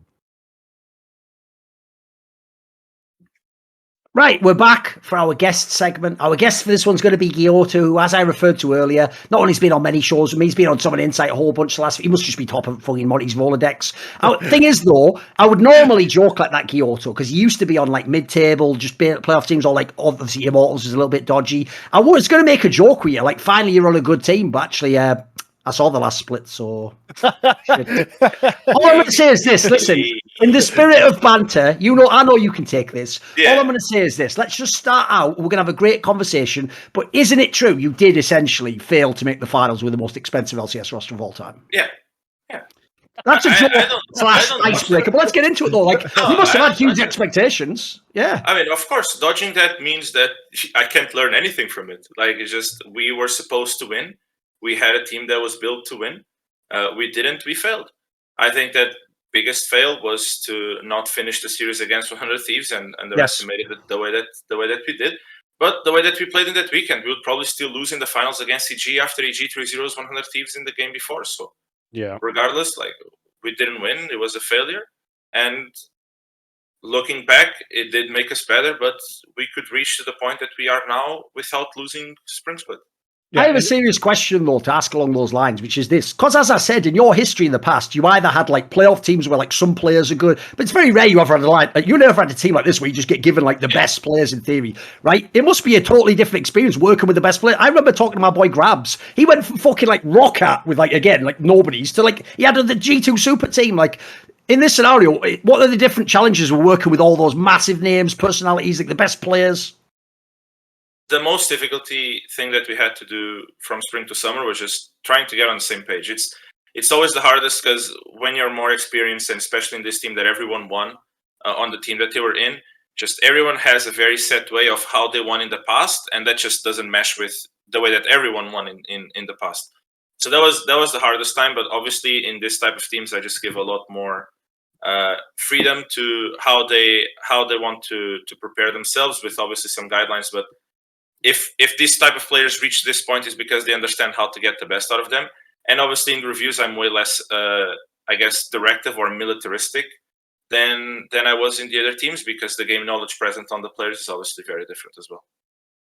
Yeah, and I what's striking to me about you moving over to Team Liquid, and I'd like to hear how you made this decision, is that you've been a coach who has traditionally done very well, like getting the most out of up and coming players and scouting talent and basically like maximizing value of lower budget rosters. And so it was a bit surprising to me that you, given your kind of expertise in that area, that you would move over to Team Liquid, which is like exactly the opposite of all those things, where instead of teaching players how to become, better professional players, you're working with people who are really at the top of veteran status. And it's more about managing egos and personalities than it is about kind of being the central authority figure within the team. I mean, at some point I want to win, that was obviously one big factor. But obviously, before even making that decision, I talked with all the players, and it's one of those rare occasions with this team that I don't know how much the ego in check needs to be done, because even though all of them are very experienced players, they are also all very easy to talk to. I agree with that. Some of them some of them like surprise me from the way that like they play, or even the image that they pass to the outside, mostly from the name that they bear. I wasn't expecting it, but once I saw that it is actually a team that I can talk to and I can input the things that I believe in as well, then I felt that I could use the past experience of bringing or trying to bring the best of lower budget teams. The things that I learned from doing that into a more experienced team, and hopefully I could add some value on that. Yeah, I do. From talking to all of the, having spoken to like all the players on Team Liquid over the years, they are all very. The team doesn't have a player who's like super aggressive in terms of their personality. They are all really willing to listen for the most part and have kind of constructive conversations. If anything, I would think that the main problem that we saw in terms of play, and the main problem I can see with this group of personalities, is that all of them are somewhat willing to defer to other players in terms of preferential play style. And so it seemed at times last split that you guys kind of lacked an identity. You were bouncing around to various different kinds of compositions, ways you wanted to play the game. And it felt like there wasn't a driving force or a player who's saying like, I'm going to be the carry, like put the weight on me. This is how we want to play the game. And it seemed like you guys lacked a clear identity in spite of having all of these spectacular players. Yeah, that was our main issue.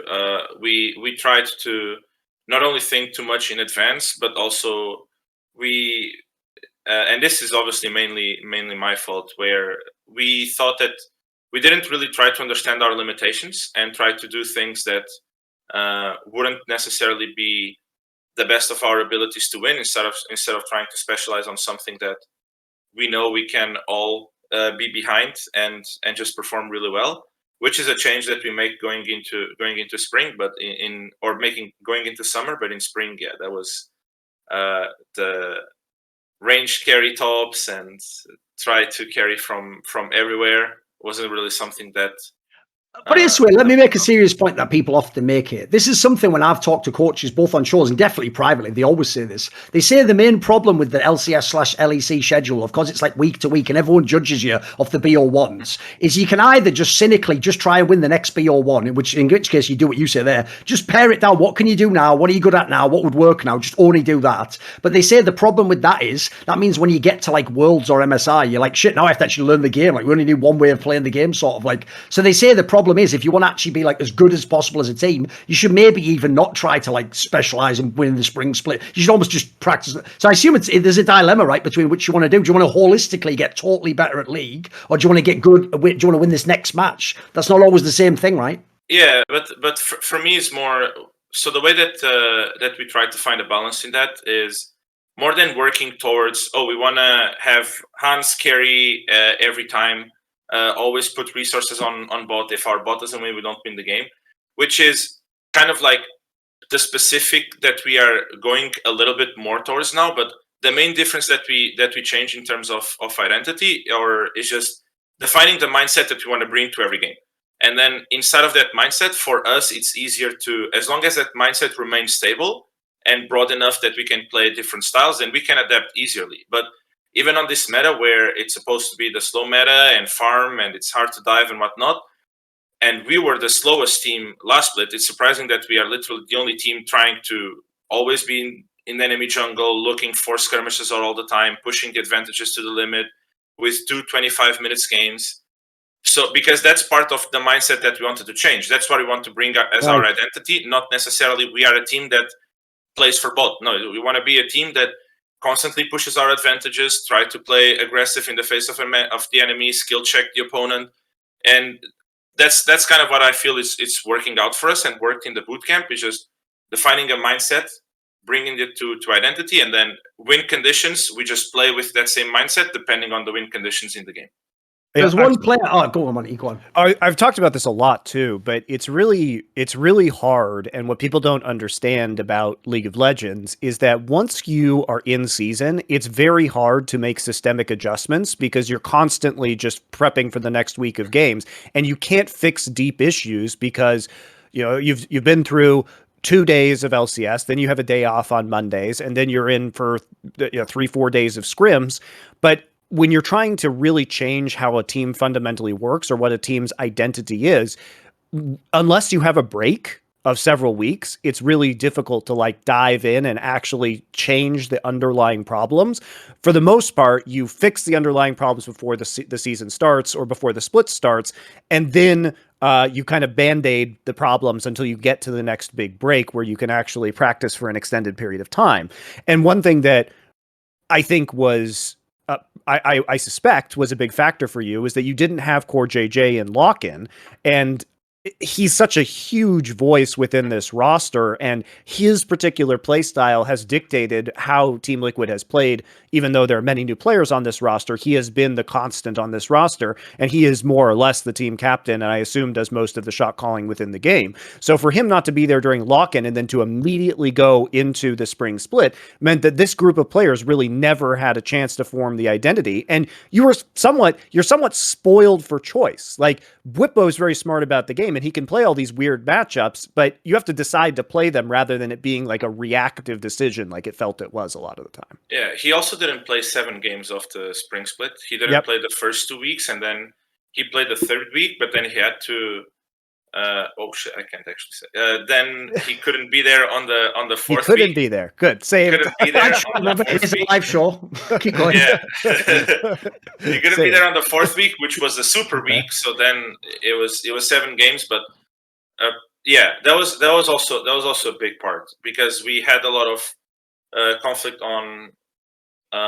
We were fluctuating a lot. I called it during the split internally. I was calling it patch notes. There were a lot of patch notes happening on bot lane, which like one day a matchup plays a certain way and we want to play this champion. The other day it's completely different. There was a patch note at midnight.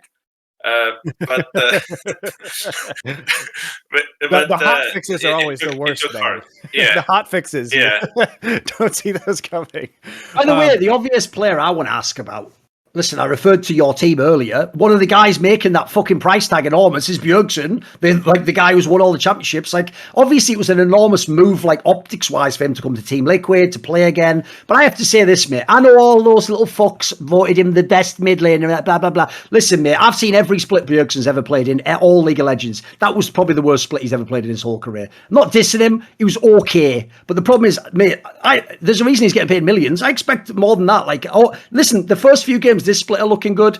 That surely wasn't the Bjergsen you expected when you first got him, right? There was some sort of disconnect. There's some games that were just average, right?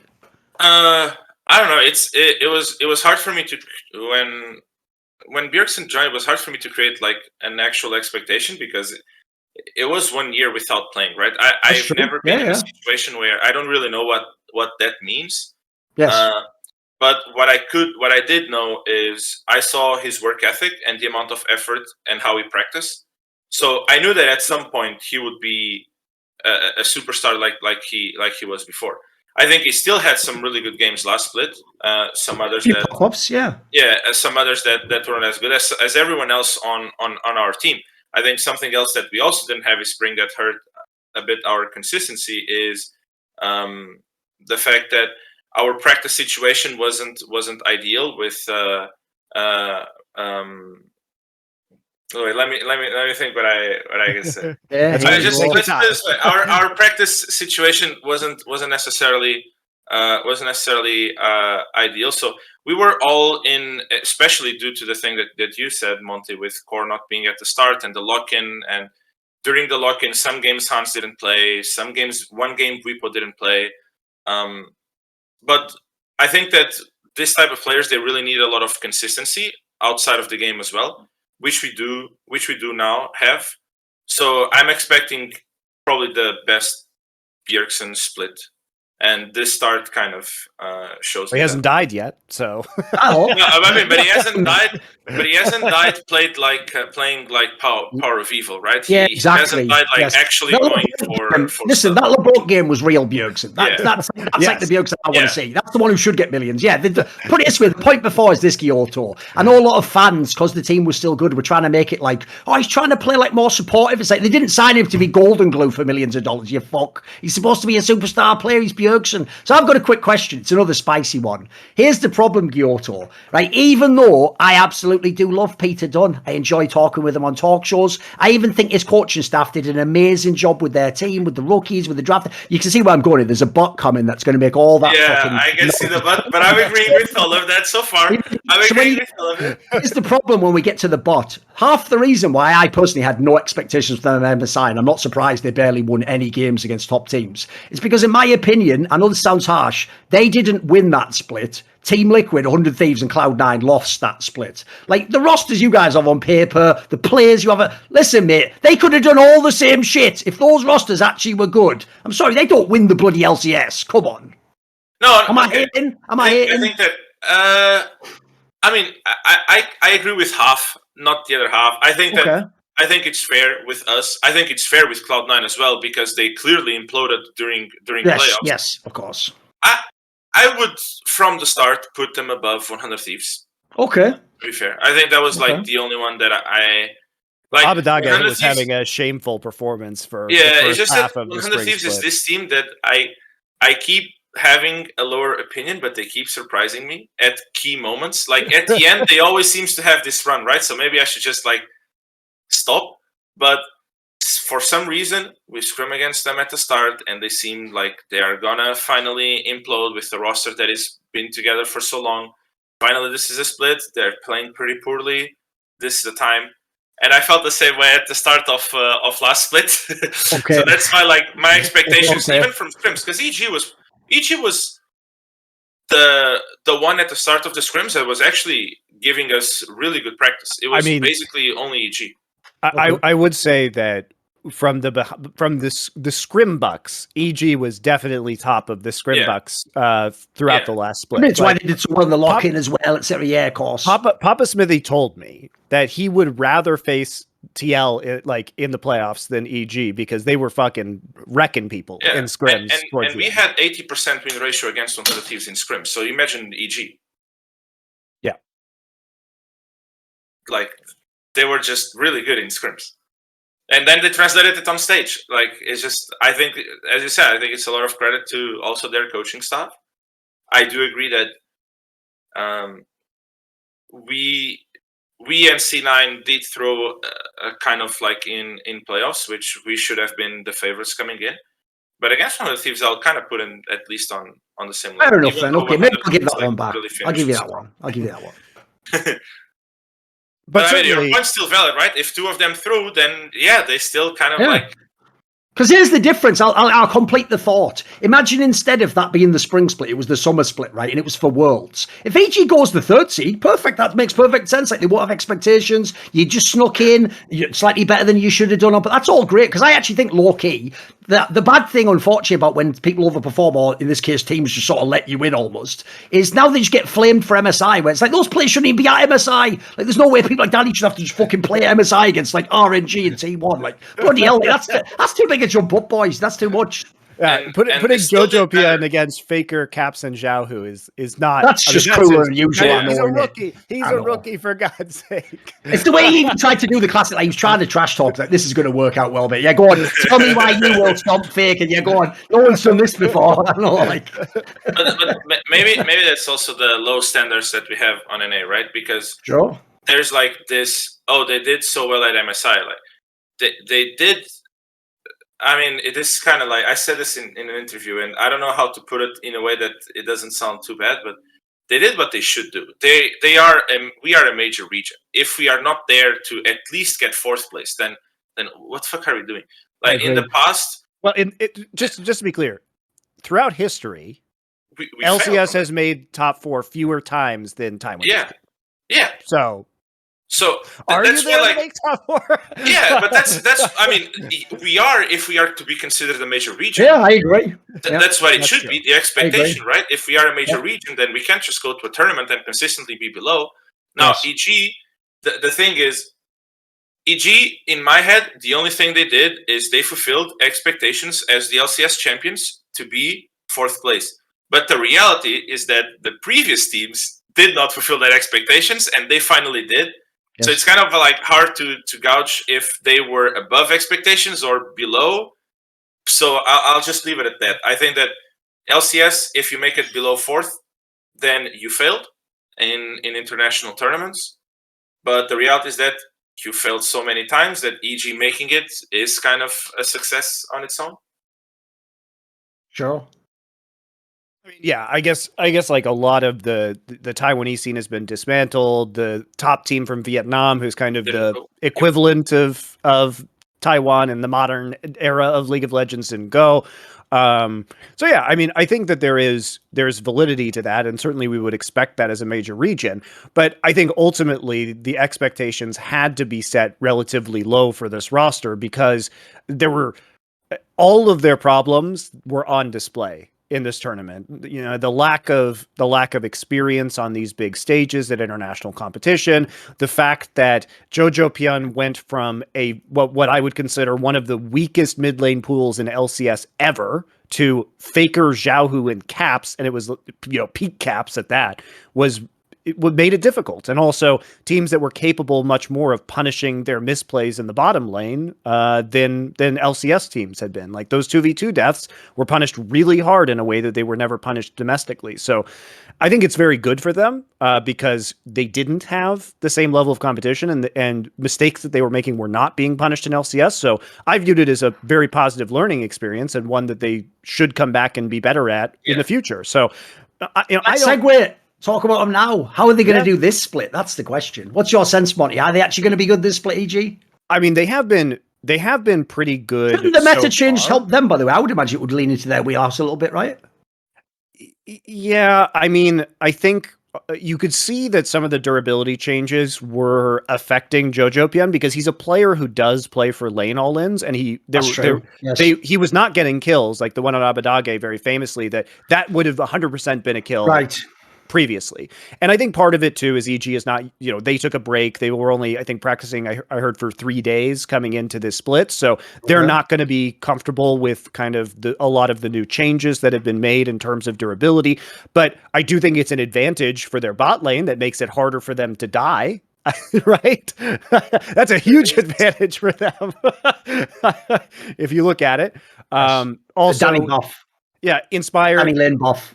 Inspired just being the pathing Nirvana jungler that he is. Yeah, you just farmed all the time anyway. Yeah, perfect. With dives being more difficult to execute or more risky to execute. Yeah, you would think like there are I would say it's a mixed bag because JoJo I think was successful with lower durability, but also I think from the jungler and bot lane perspective, they're probably happy with some of these changes. So it's a little give and take in my mind. What do you think, Guilhoto? Where do you have EG come in this split? Are they in contention to win again?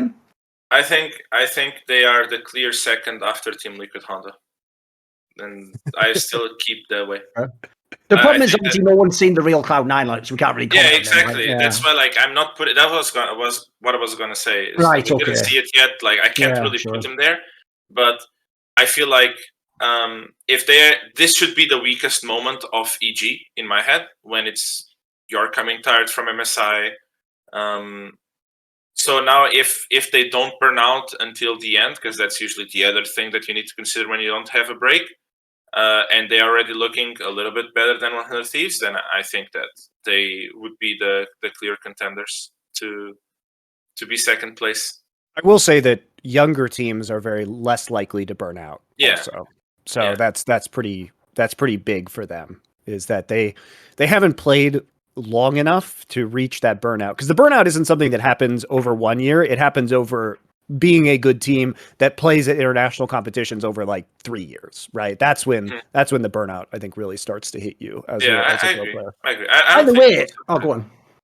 No, by the way, I've done a really good job so far, Monty. The show's been going for over 1 hour, and I've only alluded to it. I haven't even done a rant yet about TSM being shit again. Dude, even more players to bring in the shit. These guys are just fucking garbage. How did they do it? How did they do it every bloody... Because here's the thing, Monty. I even thought, like, look at the change they made. I thought these changes are half decent. Like, they should at least be, like, you know, 4th or 5th fucking team. How are they at the bottom of the table again? What is going on? How can they be second last after the first week? It's funny too, because I was talking to Alorum on the watch party, and he was bigging up Maple. He said Maple's been playing in Champions Queue. He's been fucking crushing it. He's really I was hoping he'd stomp, a good mid laner. So I do think that this team probably has some issues in terms of synergy. I don't know when Maple got here. But they probably have to make some pretty big adjustments considering they have a new mid laner and new support player. However, that doesn't stop their fucking ridiculous drafts. Like the first game of the split, it's like they didn't do anything in the offseason. They literally went back to they blind pick Rumble, and they go back to the Rumble Jarvan that they were running late last split. Remember, this is an entirely different pack. Special, yeah. And also, like, who the fuck are you going to catch in the Jarvan Rumble ult? First off, Jarvan is terrible into Wukong, like terrible. And you give up the Wukong. You can't catch Wukong in a Jarvan ult. Like, and even if you do and his W is down and there's literally no one to E outside of the Jarvan wall, he's just going to ult you in your own ult. Like, that's like the worst case scenario, and it's still pretty good for Wukong. And then, were you going to catch an Ahri? No. Are you going to catch Lucian? No. Are you going to catch an R? No. Are you going to catch the Nami? I guess, but like Nami can just ult in response as well. So like, who cares? Like, the whole thing was just a fucking disaster for them. I mean, they get completely bodied by CLG. It looks like they have a really strange read on the meta. We can talk about Tactical's individual performance. Like when they played against 100 Thieves, he was playing Ezreal and like forgot he had Flash and E and was just getting caught out with both of those abilities up multiple times. I mean, their play on an individual level was appalling. Their read on the meta I've always said this about Tactical. One of the reasons I don't fuck with him is if anyone says, what are Tactical's champions? What's one of the first ones they always say, Monty? Ezreal, right? Think about when you yourself have ever played a game against an Ezreal. It's a nightmare. The fucker just escapes constantly. You can't ever get him down. This fucker never does that. He only goes in. He just goes in and dies. It's like, mate, you're the Ezreal, for fuck's sake. It's the most cancer champion to chase of all time. You don't even make me chase you. Fucking hell, mate. Give me a break. I mean, I always thought Tactical was not very good and was getting completely boosted by Core. He was on Team Liquid for sure, yeah. And by the way, I've always said this as well. You know the power of names, Monty? Don't call yourself Tactical if you fucking int in the game, you idiot. The joke writes itself. It's Tactical int. Exactly. You're making the jokes obvious. You don't even give yourself... It's like the guy who just came into LEC. His name is irrelevant. Mate, you better be the best player of all time. Because if I forget about you, what the fuck are you doing with your name? Fucking hell. Let me just be a bit of the devil's advocate. Come on. I do love to shit on TSN. Don't we are okay. Everyone's right. Yeah, sure. To be fair, like, you know me, I love to shit on all the other 9 teams anyways, but TSN is part of them. But I do think that if you look at their schedule and what are the top 5 teams, I still think that they did show better than last split. It was hard, right? When last split they only beat Immortals. Yes. On their 3 wins, I think 2 were against Immortals. And they should have lost both of those games. And they should have lost both of those games. But this time, at least early game against 100 Thieves, it was okay, right? They beat Immortals again, but that's normal. And then they lost to the powerhouse CLG that is 3-0. So I actually do think that they only played from the bottom 5 teams. They only played against 1. Let's see next week. Actually, let me check the schedule. Who did they play? I mean, look, we all know there's no way they can be worse. Let me just give some hopium, you know, like just. Shit! Next week they play us. Okay. Low key, as a fan, I actually want them to at least be a playoff team for fuck's sake. At least make the playoffs interesting. Because I can't handle when they do playoffs now in LCS. Every team's in it, and then it's like, no, let's just watch some teams get 3-0'd. Oh, cool, great. Let's see some teams. Oh, I am a fake team like Dignitas who pretended I could play League of Legends. Oh, exit stage left. Like, great. I don't have like a real team with like at least Maple and Uni have fucking played League of Legends before. You know what I mean? Like, give me a break. Because I have to say, that's the problem is this. You were doing so well shadow boxing and creating like the devil's advocate position, Guilhoto, until you mentioned that they got beat by, just go and look at it on Wikipedia. Go look at the roster of CLG boys. That roster on paper is never going to look good, is it? Like, no. That roster is actually really good for this meta. That's what's weird about it. Oh, you mean, right? Okay. Like, Palafox is primarily like a control mage player, right? He's a more cautious mid laner. And so, like, yeah. Is he? I always saw him as like being a only play assassins, Meelee's champions. Maybe years ago. I mean, Palafox, a lot of the players that I've talked to consider him to be kind of like, Alorum referred to him as like NA power of evil, right? Okay. He's not as risky of a player in terms of his play style. So, like, I don't know. He definitely has that identity among the professional. The players. joke obviously being in the modern day, power of evil's in here, power of evil. Well, we get the point, Aurora. We get the point, mate. We get the point. It's all right. We get the point. So, I mean, I think if you like a lot of his most played games this year have been like Vex, Victor, Twisted Fates, so far. So, I mean, I think if you look at Luger, who is definitely the highlight player of CLG and who did in fact carry them to wins last season, he's a player that can scale into the late game here. So CLG, I think, does have some inherent advantages in this meta.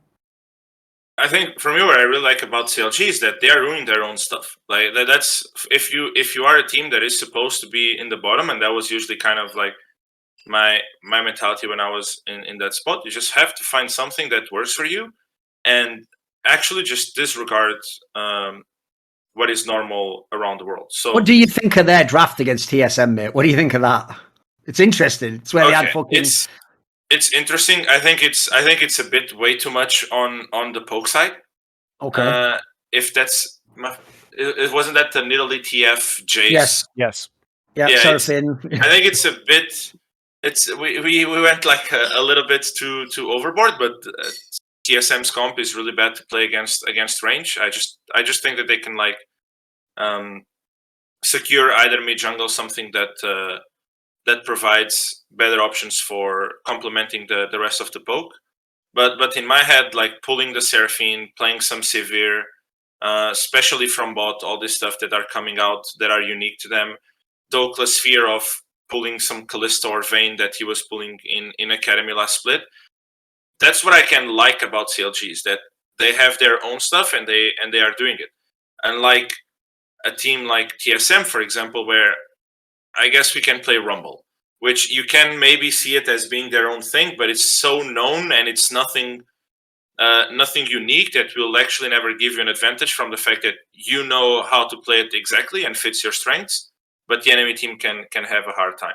That's why I think CLG is having some good success earlier on. I agree that the meta does fit them, but overall, I'm just really glad that there is this diversity coming into the LCS. Yeah, and to go back for Palafox, I looked up his career statistics as a mid laner, and his most played champions are Orianna, Akali, Syndra, LeBlanc, Silas, Victor, TF, Zoe, Azir. So it is a lot of long range. Because here's the thing, I know where this dispute's coming from. He means, like, remember Palafox made his name in like Cloud9 Academy or whatever. Yeah, in Cloud9 Academy. Yeah, Cloud9 Academy. Yeah, that's why if people don't know the story is real, before they signed Perks, they were considering putting Palafox in the real Cloud9 team. But the point is, in LCS, he obviously hasn't been that player, has he? He's like sort of just resigned himself to just an average fucking player. Yeah, because that's the season that I remember. It's more like his Cloud9 and the season 11. Who was it? FlyQuest? Was it FlyQuest? Yes, I think so. Yeah. Yeah, where he would just like blind pick Yona literally every game. It was like Yona, Kali, Silas. You have to remember, Monty, he used to be on Immortals. These are the sorts of players he might have had to have one time. I think you remember these games because he's played 5 Yone games and he has 100% win rate. But it has been he's played 200 games, right? So, but yeah, I think probably people remember him because he was pulling out these picks when they stick in your memory because they were not common. But for the most part, like a lot of his career has been on more standard mages. Mm-hmm. Anyway, it's either here nor there. He's been doing good on the mages. Like we can agree on that. Yeah. Especially, I think that the ones that I am liking to see him, especially also from Scrims last split, is just more than the mages, like this skirmishes type champions that can roam and provide that mage, like the Vex and TF for me. From him, like and even the Talia now, right, that is showing up, and he had a really good game on him. Now that he has actually both sides with Dokla instead of Jenkins that he can play for, I think that this type of champion just do pretty well for him and for Contracts, to be fair, because Contracts last split was something else. You want a fan of Contracts last split?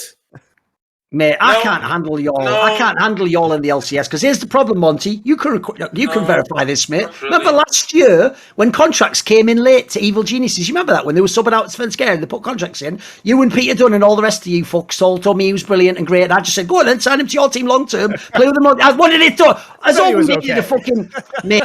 He shouldn't be on a team like EG though. That's the problem. Like, this is the sort of team he should be on. He can be on the bottom of the LCS. There you go. Aside from that, fuck right off contracts. I've seen you play your. He's on the top of the LCS after 1 week. Yeah, for week one. There's a comment. What do you think? He did play. They did play. I mean, we do have to pump the brakes because I mean, their opponents were Dignitas, TSM, yeah, they had the week schedule, of course, and Golden Guardians. So okay, what is the actual expectation for CLG then, Guilhoto? What should we expect this split? Do you think? 5th-6, yeah. I think that 5th-6 is a realistic expectation. I would put him maybe more towards 5th because it's hard to find a 5th. No, like it's very easy to see that top 4 will be between Team Liquid Honda, Cloud9, 100 Thieves, and EG. Yes. But after what is the 5th one after this, right? From this week that we have seen, and to be fair, so far has been CLG. So I think that will be like there, maybe one below if FlyQuest puts the gears. But I think the only team that I see cannot reach to the 5th, 6th place, at least right now, is Dignitas. That looks bad. I mean, these teams, a lot of these teams, just like, you know, they don't want to spend money and they're not going to spend money. I appreciate. Look, I like Dignitas because I like seeing Gamsu back in the LCS as a storyline for me. That's fun. But it doesn't really look like they have significant carry power out of any of their positions right now. Dignitas suffered from the games that don't matter syndrome, where when you are playing poorly throughout the split, but then you have a couple of games at the end that you do reasonably well, so you think, oh, if only we'd have started with this, playing like this earlier on, now we will do less changes that we are planning before.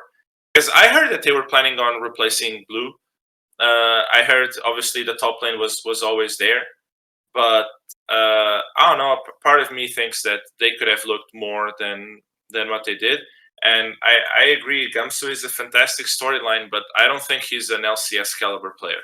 Well, he's replacing Fake God, so I think that the expectation I don't is think relatively Fake God is an LCS caliber player. That's what either. I'm saying. Look, I would look if I was Dignitas, okay, I would at least rather have Gamsu because he's more interesting than having Fake God, even if they are of the same level of play. Mm-hmm. And I at least think that Gamsu, as a longtime veteran across multiple games, can bring in a level of leadership to this team that didn't exist previously. Yeah, but then if you're gonna bring it because of leadership, then I would rather look at the other positions and bring in players that will benefit from the leadership, right? That is correct.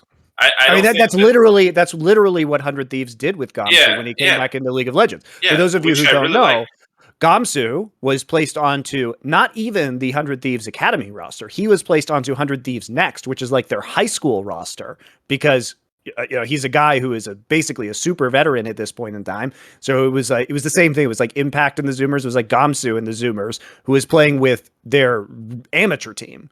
As I call it, CLG/Golden Guardians next, because that's where those players will actually play one day, not in fucking 100 Thieves. But that's a joke for Papa Smithy. Keep going. Yeah. I mean, I think some of them will eventually make their way to 100 Thieves. We'll see. Obviously, like, who knows? People thought it might have been. It's hard to replace Closer, but people thought it might have been Kenby, who ended up on Immortals. The joke is this, Monty. Basically, Papa Smithy's figured out correctly the economy of the LCS operates on the greater fool principle. So what you're going to do is what Jack from Cloud9 did: is you bring up these players and go, they're really sick. Tell you what, I could let him go for a cheeky price if you gave me that, and then you just sell them all, and then you go, lol, now I compete against them with imports, lol, and you're just in the fucking league. Like, listen, it's a hilarious play, you make money off it, but I can't believe they keep getting tricked. Like, fucking how many times does Jack with his bag of magic beans have to trick you fuckers? Mental, innit? I know, you're all just eating beans, that's all you got. There's not even beanstalk in this story. He's just petting the golden goose while you're exactly, he's loving it, exactly. He's loving it. Yeah, so, I mean, I don't think we need to dedicate a lot of time to Dignitas.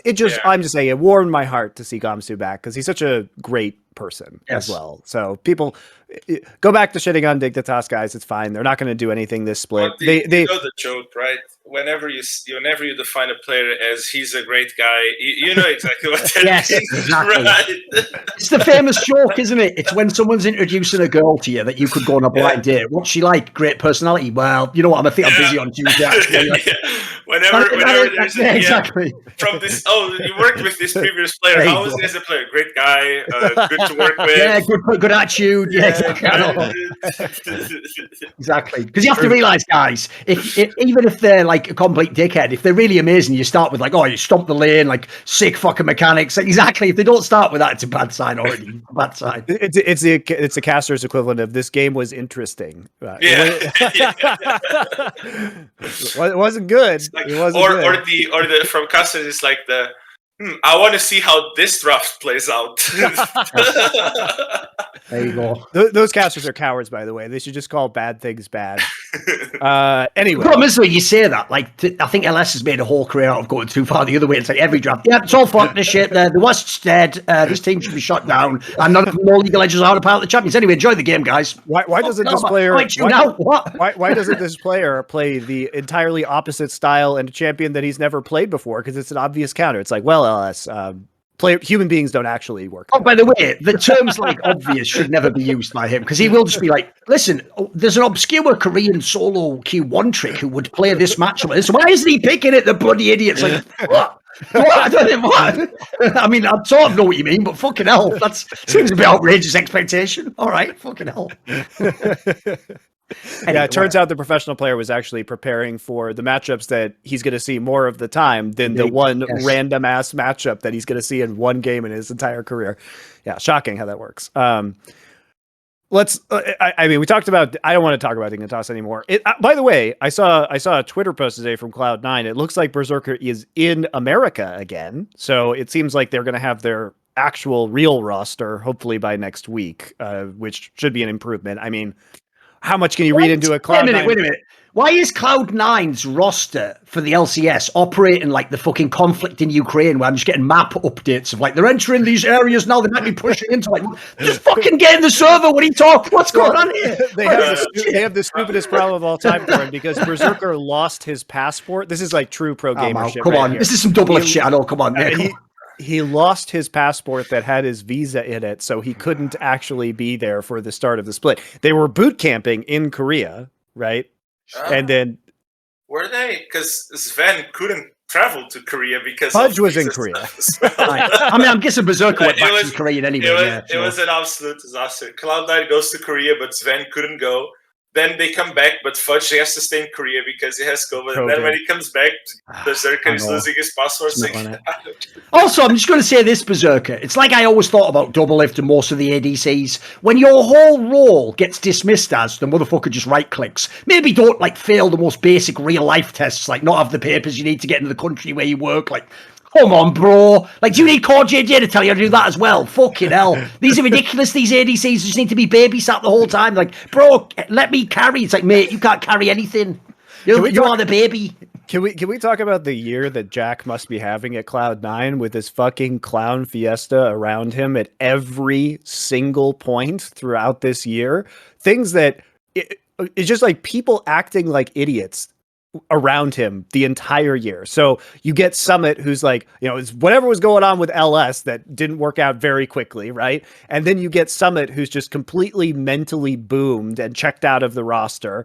And then you try and make these adjustments, and then you have just it's like the force of nature is against your God is against you himself, where Berserker then does something stupid and loses his passport and his visa. Unfortunately, Fudge gets COVID right as he's switching back to mid lane. You can't even practice with Sven and Berserker together as Sven is role swapping. I mean, this is a comedy of errors at this point in time. And but it is weird.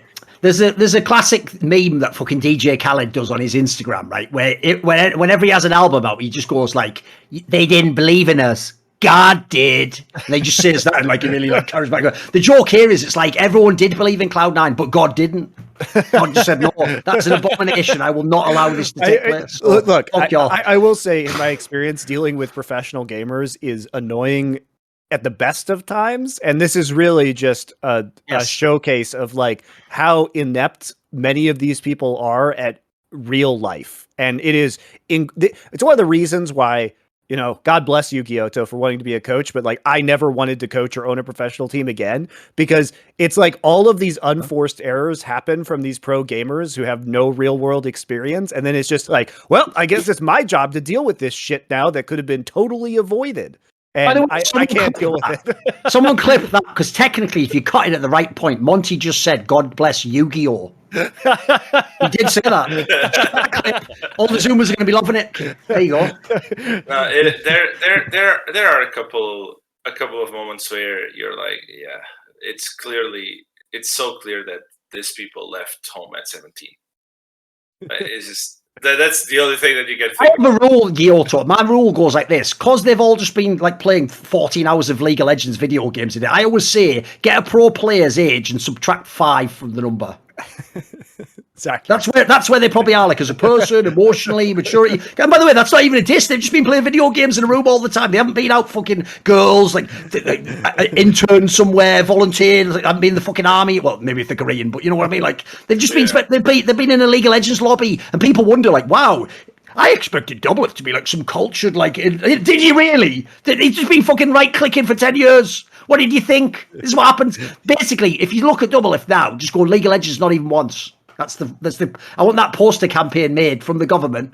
This is what can happen to you if you play League of Legends for 10 years only. This is what you end up as. Just a fucking bimbo, male version of a bimbo. Just an airhead. They're called himbos. There you go. There you go. All you need to know is this. I think personally that Lena is the more intelligent one in their relationship, and I think she's a moron. See, that's the thing, Guilhoto. You can't get anything like, there's never going to be shows like mine, mate. My shows are just, that's something different. They're not vintage, you know. I've got my own like cellar out here. I don't know any of them, so I can't really talk about it. Don't worry. Sorry, don't do it. One day you might have to meet him. Don't worry. That one I don't have an opinion on. Oh, good. Don't worry about it. Great. I've got all the opinions we need for that. I just sit back. The thing is that Thorin will give the super hot takes, Guilhoto, so that your hot takes seem less hot. You know, he's the shield. He's going to tank all the aggro for you. And you shields, literally. You can just slip in the bangers underneath. Exactly. So I want to know, speaking of like Korea and the fiasco that happened for Cloud9, how was your boot camp? Like, what were your goals? What was your structure going to be heading into the boot camp? How effective do you think it was? Give me all of the scrim bucks, because now you can talk about them, about who you were scrimming for MSI, how you guys were doing. It's a completely different patch now, so nobody gives a shit. So we only played LCK and LPL teams. Nice. Somehow we have this amazing guy called CoreJJ that has a lot of context. That helps a lot. That helps a lot, because from what I heard, the other NA teams that were scrimming there couldn't even get a single nothing. For real, what Guilhoto's saying here, I'd heard from other people that even though they're all in Korea boot camp, they were not getting any fucking scrims. In fact, some of them were even just getting clowned where they couldn't even get like the contacts and shit to find these scrims. And actually, I mean, I'm a pull it out to tell you, since now I guess I can talk about it. He's got the Excel out. He's bringing out the Excel document, ladies and gentlemen. No, not the Excel. Okay. So, I mean, to be fair, like the start, we could have maybe put it a bit easier, but we started with EDG and the next day Damwon. So those 2 days we were like kind of getting used to Korea. But then after that, it started going well. We got some Africa, Top Esports, Rion, KT, Nongxin, FPX. IG canceled the last day, so we didn't play them. But it was incredible. Like, it was my first time there, and just the way that these teams face practice with very low amount of FFs. Even when the game was at 10k gold lead, teams will still try to make it as annoying as possible to end the game. With their culture of, so in there is 3 games, break for 2 or 3 hours, 3 games. changing a player, putting like a random rookie on one of the blocks just because he can be a super rookie. But outside of the first 2 days, we did really well. Did they still do the triple blocks? I heard Core told me once that Faker messaged him to play a block at like 11 or something, but we were already going to bed. So I guess some teams do. But we weren't doing. We were just playing Faker's stocks dropped now. I bet in the past Faker could message anyone at 11. He's like, I want to play some game. Everyone's like, yeah, we're all up. Yep, get him up. Everyone in the sun. Faker, because I think it was still that time that we were still a little bit on the jet lag side of things. Sure. Yes. But it was amazing. I think Bwipo was the highest one in terms of solo queue. I think he was the only one getting challenger. The thing is, imagine like, if you're Korean and you played real League of Legends, playing against Bwipo must be like, what the fuck is this? Who is this guy? What is he? What is this shit? He's some pro player in the West. What is this crap? I thought he was just griefing me or something like because he's got the maddest style of it. I bet, and also, if no one's ever seen him in solo queue, he's even more disrespectful now he plays in solo queue. I love it though. I mean, to be fair, the only thing that I regret from that bootcamp is that we were not able to play Vitality and Excel, especially Excel, because this Nelson guy talks so much shit.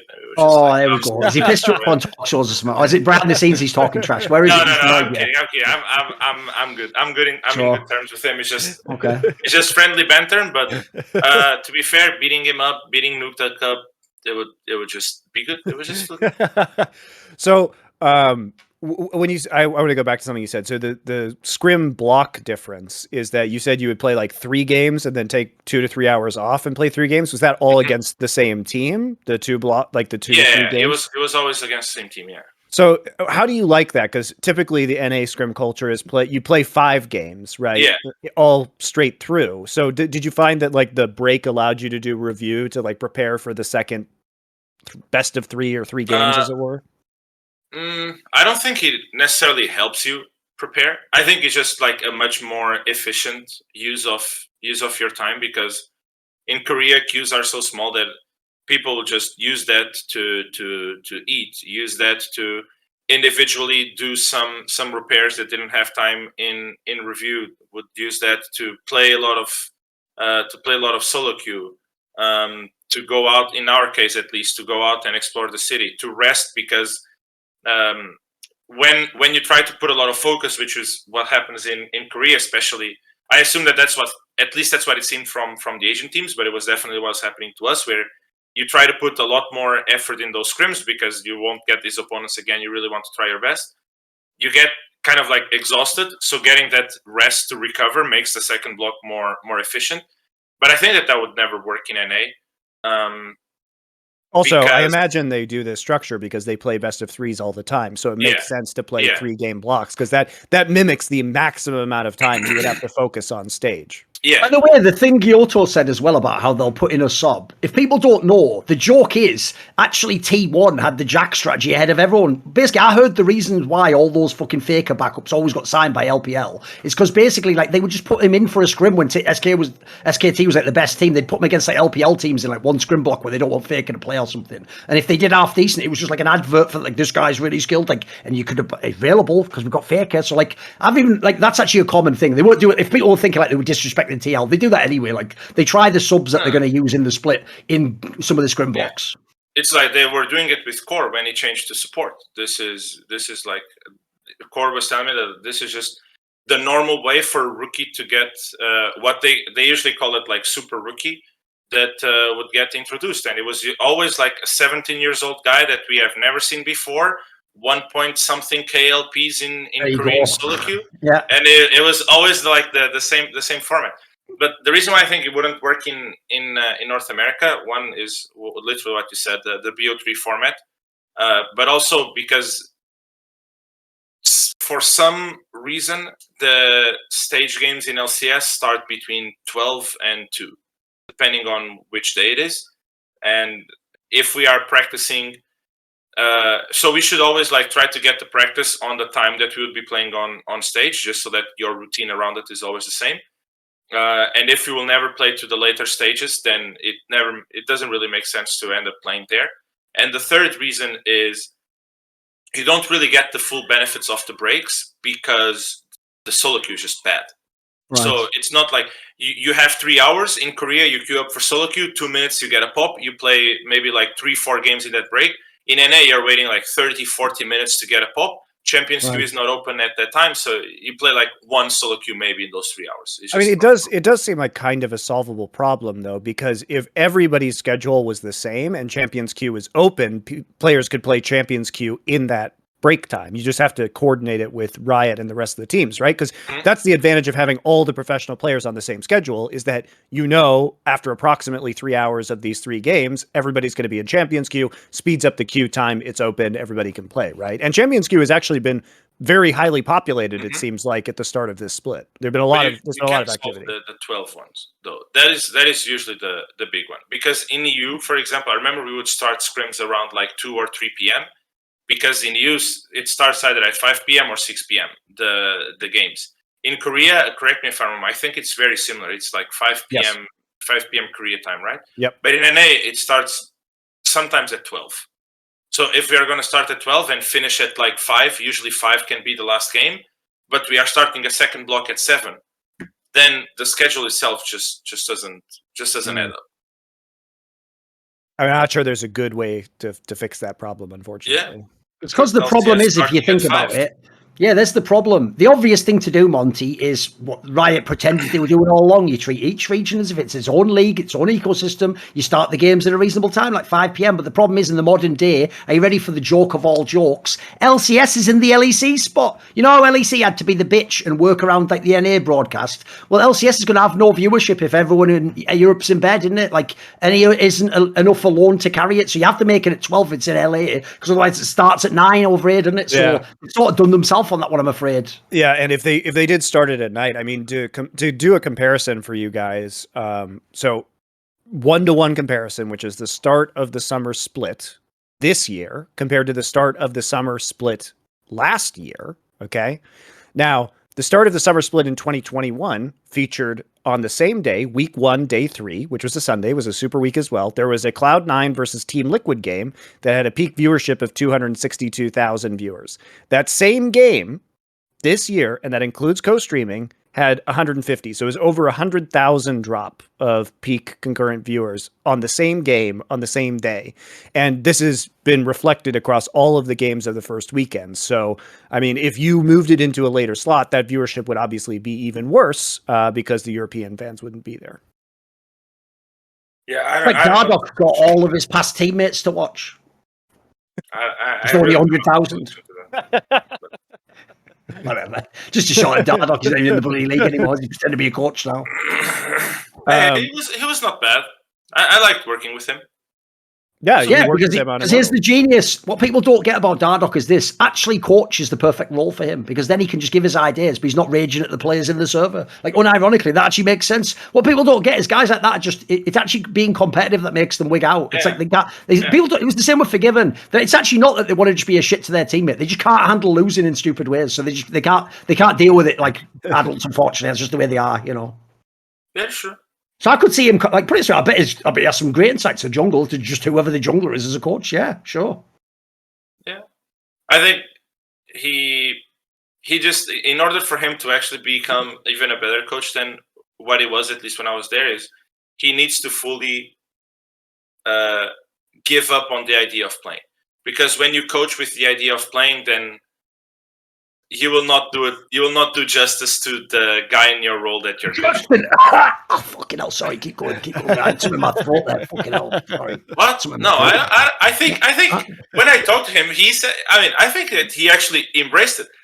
But at the end of the year, he just wanted another challenge.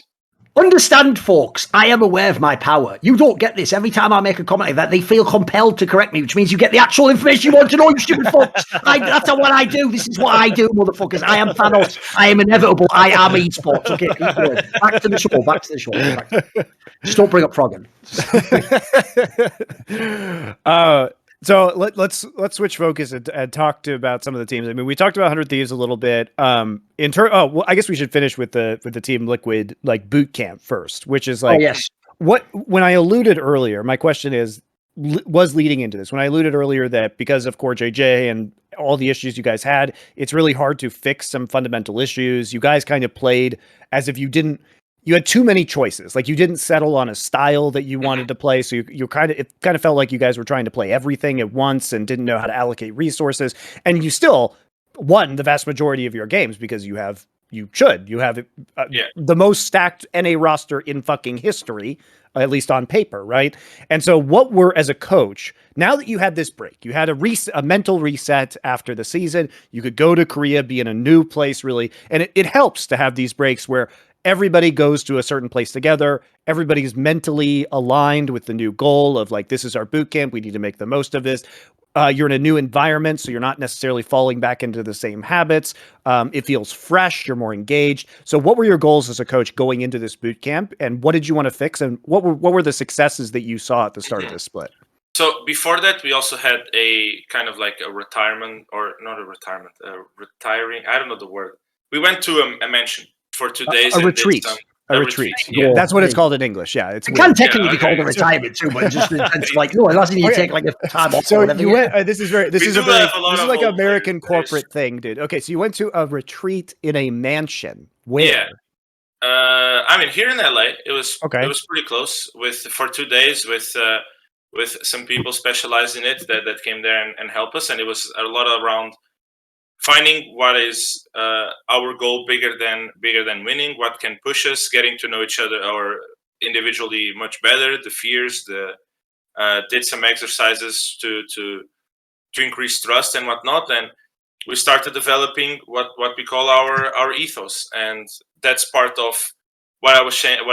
A lot of those changes, more than gameplay, were the mindset that we want to bring, and then the gameplay will have to match kind of that gameplay. And in Korea, that's a lot of what we focused on, making sure that we are playing aggressive, that we are playing in a way where when we have opportunities, we take them. Always have a mindset of pushing our limits, celebrating the plays that go well. If it's a situation of pushing limits that it goes bad, incentivized to keep looking for this type of outplays, and everyone and this was a page that everyone could get on board with. So in Korea, obviously, it really helped to have good results against really good teams and really good players to kind of like establish and show that this kind of mindset implementation works for us. And then we just started riding the momentum, and until that momentum lasts, we'll be good. And now it's just a matter of keep building on top of that mindset. But that was like the main thing that we were looking in Korea. See, here's the thing, Monty. That's LCS players in a nutshell for you. It's like we play professional video games in a children's game. We're in LA where it's sunny all the time. We get paid millions of dollars and we're in a mansion. Now let's all get together and put our heads together. We've got to creatively come up with some sort of a motivation. Why am I still doing it? Like, fucking hell, man. Give me a break. It is the ultimate, like, DJ Khaled suffering from success. To be fair, Thorin, I did it 2 years in EU as well. Okay, fair enough. Okay. So when you go to the mysterious team building mansion and you go to Korea, what were like some of the concrete? Because you said you wanted to play like more aggressively and proactively, but were there specific things that all the players agreed on? So we always wanted to, more than items, be in a map position where tempo is the most important thing for us. We always want to be able to reset first, and be able to always be first on our next play. We put a lot of focus and emphasis on finding enemy jungler. We've put a lot of focus on taking more 3v3s and 2v2s that require outplays and 50-50s, and put ourselves in positions to outplay the enemy, especially in practice, because we felt that if we are putting ourselves in positions that we have to outplay, when we don't, we at least are gonna learn from it. And if we practice that more than other teams, then when it comes on stage for those outplay situations, we'll be more ready than other teams. Make you better internationally as well, right? I think that's a good mentality to have for international play. Yeah. And then it was mostly just like pushing limits in laning phase, going for trades that we think are beneficial. Try a lot of 1v2. You can get out situations, 2v3s, and like I already went further than what I wanted to go, so right. I'll just No, that's good. No, I think it's all you were generic enough, and I think it's really interesting to hear about this entire process, because this was it feels like that this was the reset that you needed, and everything was so rushed coming into the season that you never really got an agreement out of the players about what kind of team Team Liquid was going to be, and you were winning anyway. But I mean, it didn't look amazing, right? Here's Monty. I happen to know actually a very special team bonding exercise that they actually did in Team Liquid, and they do in all of Bjergsen's teams. They have to every day do yoga, or at least I think that's what it means. Because why does it say in the contracts the whole team must bend over backwards for Bjergsen? What else would that mean? The back. Listen, I can do this all week long. Understand this? I've got material. I've got. Don't even worry about me. I can do something. You have like any book written down there? Like, I should. I should. Put this way, back in the day, there was a really old school comedian in Britain called Bob Monkhouse, and he actually did do that because he was old school. He had like a little black book that had all his best jokes. I should just have one of those, like fuck TSM on the front, like just all the shit TSM. I know it should from over the years. So, but it has been great, and with one thing I want to ask you about. Let me ask you this question. When you say that, though, like I don't think that's a minor point, because think about what he just said there, right? Most coaches, first of all, they haven't got the best players, so they have to like look, who have I even got? Like, right, if I've got like Impact, I'm probably not going to play carry through top lane all the time. Or I've got like this guy who only plays like a carry AD. They normally have like a lot of how they want to play defined by the personnel. I think the interesting thing you're pointing out is because you have all these amazing players and you didn't have the best first split, you can actually sort of decide an ethos and then get them to buy into that and do that. Like that's actually, I think that's the future of coaching, mate. It's not just like only work with the pieces you've got. No, and that was the goal. And obviously, it's very easy to say that our playstyle will be through bot, but if we look at our game against C9, right? We wait, what is it against C9? Or no, against Dignitas, where we are playing. I mean, we played Ezreal against C9 and Dignitas, but we are like playing Ezreal, and Core is just roaming top with Alistar and just making some plays on Bwipo's lane. So it's more than a specific lane or a specific playstyle. Is just he had the window of opportunity to make that play. We go for it, and then it ended up being a 1-for-1. But we are just connecting the plays. We saw Leona moved, so we zoned Kai'Sa out of the wave. Once Kai'Sa is gone, like literally the same thing with Bjergsen, which I think it was like a fantastic call from him.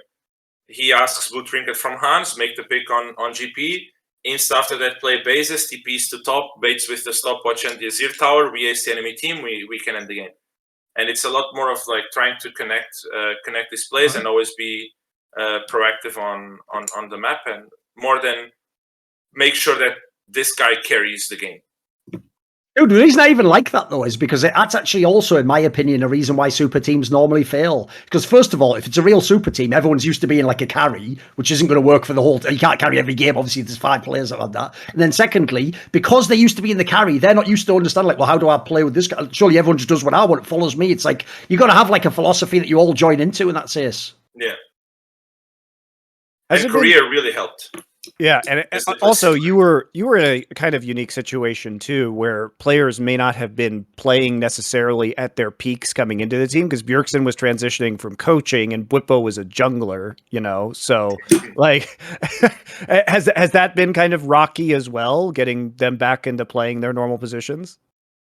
I mean, obviously they won't be playing at their best at the start, but I think that they are getting there, both of them. I think Bwipo obviously had it a little bit easier, because I feel like while they're still playing, it's easier to make that transition when you spend, I think it was 6 months that he spent in jungle, or half a split, I mean, or half a year.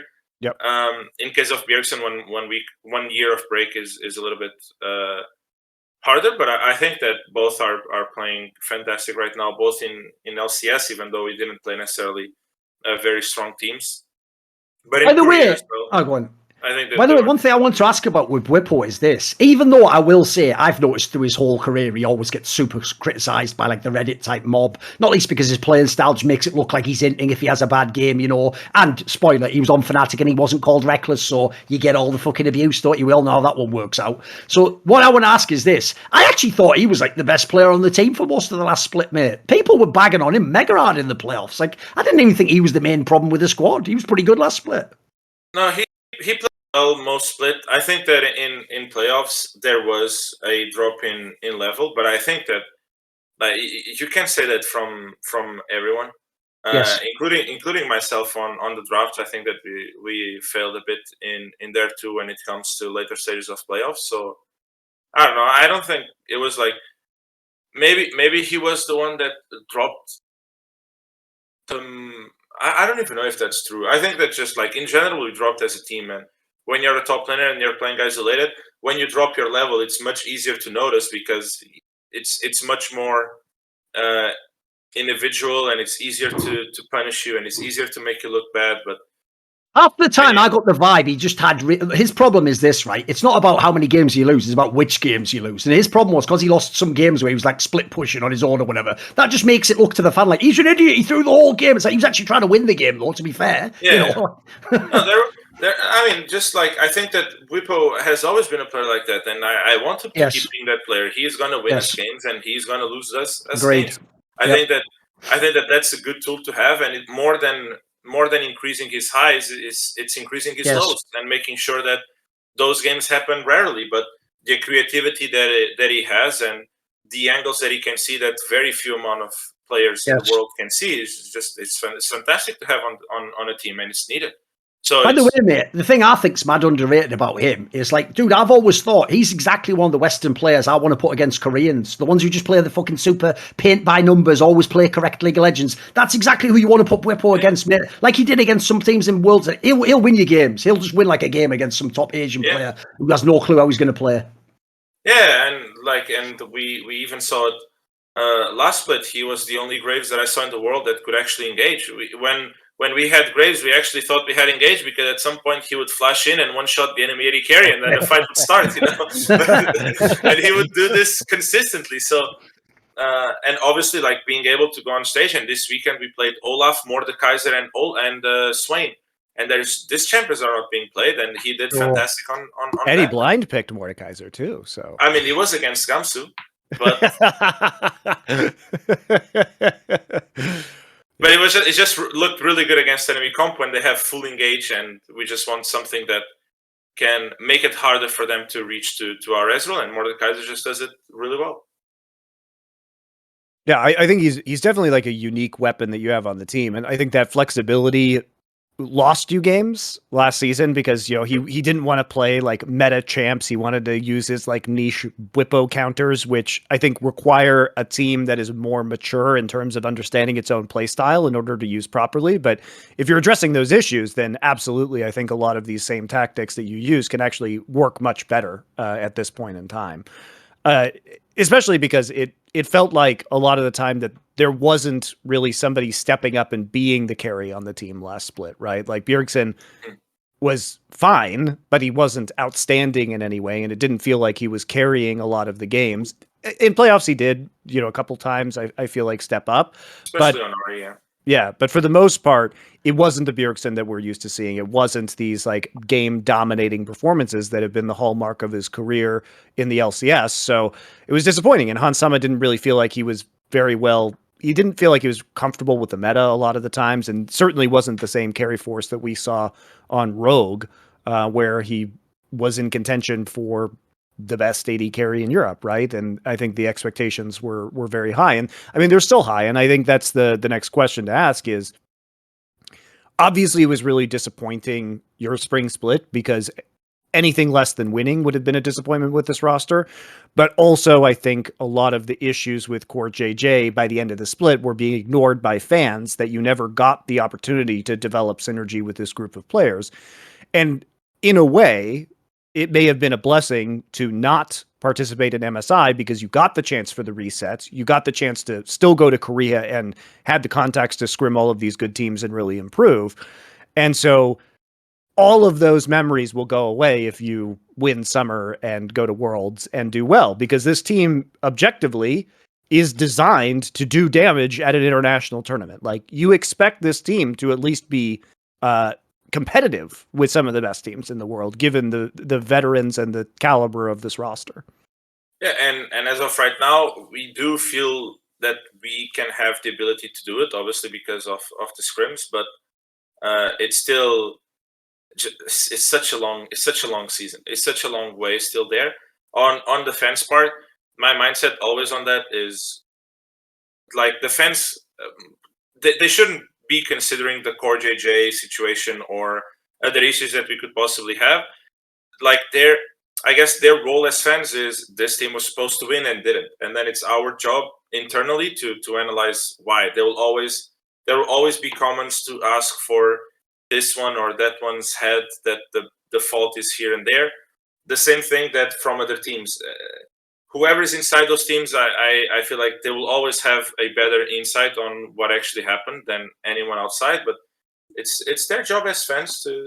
I support some soccer teams, like I get mad and ask for people's heads at times, I always say that, dude. As long as when we call everyone plebs on this show, understand when we're not in our specialist field, we're all plebs. Like, you don't think I have bad pleb takes about the NFL, of course I do. I mean, if you're a Manchester United fan, like, well, what do you think you're doing? You're asking for like 10 different heads every week, every year, right? Exactly. Like, they suck for the last 5 years. Here's the thing, guys, and you have to have some sports that you don't know that much about, because part of the fun is being ignorant. I'm not gonna lie. Like, the more you know, sometimes the less fun it becomes to watch the games, because it becomes less thrilling, because you can see the obvious flaws and it becomes a lot easier to predict what is going to happen. And so you kind of want to be dumb to be a fan at certain points in time, because learning too much ruins it as something fun that you do and turns it into work, right? So there is an element of that. Look at Westbrook. Now Westbrook sucks. Before it was like such a good pickup. Now he sucks. This team can't work together. It's too old. Thorin's a Westbrook hater, right? Always thought he was shitty in the old days, mate. Don't even worry about it. Mega overrated player, but it's all right. It's all good. This is a Bjergsen shorts. Keep on topic, guys. Back to. But we'll just keep doing our thing. Hopefully, when we face EG, we can keep in this form. I think that's going to be a very exciting game, because they also have more time to practice into the new durability stuff. And there's some grudge. Like, they took something that was supposed to be ours. But in hindsight, I do agree with you that I don't think that not winning is ever a good thing. But I think that we did a good job on capitalizing on not having won, to make sure that we minimize the chances of that happening again. Yeah, and I mean, there is that old saying, isn't there? You win or you learn. Obviously, Reginald's trying to prove that wrong, but he can be the exception to the rule, can't he? So, all right. Nice. You should try a game where, like, you just draw a random word, and with that word you try to like, I should do it. Play TSM with it, like exactly. Quick fire, quick fire, like TSM Mad Lib. Exactly. There you go. That's not a bad concept idea, right? It's like an improv game. Where someone write that down. Insult TSM with every single, like, with random objects on a flashcard. I like it. That would actually be really fun to do on a show. Vote on what the word should be or something. Yeah, we could do it. We could do it sometime. We'll think about it. It's not bad. Someone write that down. And I talked to Steve on The Jungle as well, the other show that I do with Dom and Digon, and he was saying that part of the reason why Team Liquid was even able to assemble this roster was because Worlds is in NA this year, so it allowed them to do activations at Worlds with the team and with the players in North America. And so obviously now you have Honda as your named sponsor as well. I assume that carried a hefty price tag with it. You introduced yourself as Team Liquid Honda at the beginning. Very nice. I'm sure everybody will appreciate that. Good job. But this is all to lead up to the fact that not appearing at Worlds would be a absolute fucking disaster for this team. I'm inferring that based on what Steve said on this other show of how important it was for Worlds to be in NA for them to get the money to make this roster. So it really feels like that motivation must be very strong for you guys right now. Yeah, I mean, it's not even. So this is actually kind of like a trick spot to be as a coach, right? Because for me, it's like I need to be aware of what is a failure for the organization and for this team. And if not winning is a failure, not going to Worlds is like the world ends, right? Yes. But I still need to pass to the team that our mindset is only the next game matters, and we only want to show that the things that we are working on are showcasing on stage. Because another issue that we had last split was somehow we were averaging one big throw a game, regardless of what team we were playing. There was always one throw a game, and we were not being able to translate the performance on scrims to stage. That's why this weekend was so good, because it was just smooth sailing. It was never throwed. We chilling. But that's kind of like the hard balance from an org point of view. And I know the team knows that, but I still want to keep passing them the message that only the next game matters. Let's focus on the task ahead more than thinking about too much in front, because that additional pressure might be not good. But I need to know, and I know it, and it was very clear what is a failure and what is bigger than a failure, right?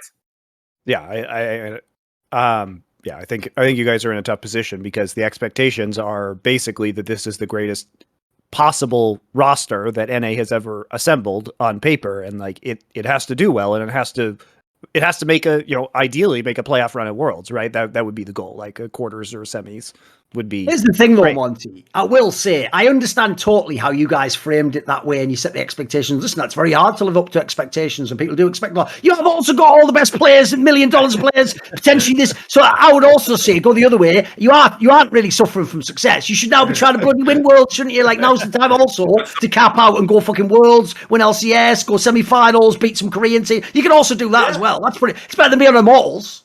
Yeah, I'm not complaining about the expectations. Oh, no. I never did, and I never won't. You know, he accepted. He knew what the expectations were. I know exactly what I'm getting into, and I love that. I'm just saying that, like, from a day-to-day point of view with the team, yes, that the only thing the thing that matters the most is the next game, is the next weekend, and the preparation that we go leading into that.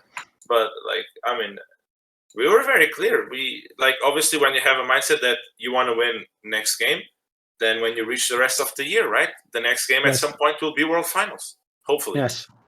Thing is, though, by the way, as a random aside, I actually do think that you should be totally honest with yourself like that. Because I hate teams, by the way, who do have like super team level players, and they act like they're just any team in the league. Like, oh, we're still doing pretty well. Like, we're in third position. It's like, fuck off, mate. Like, in that scenario, you've got all the tools. Like, I'll give you a quick analogy.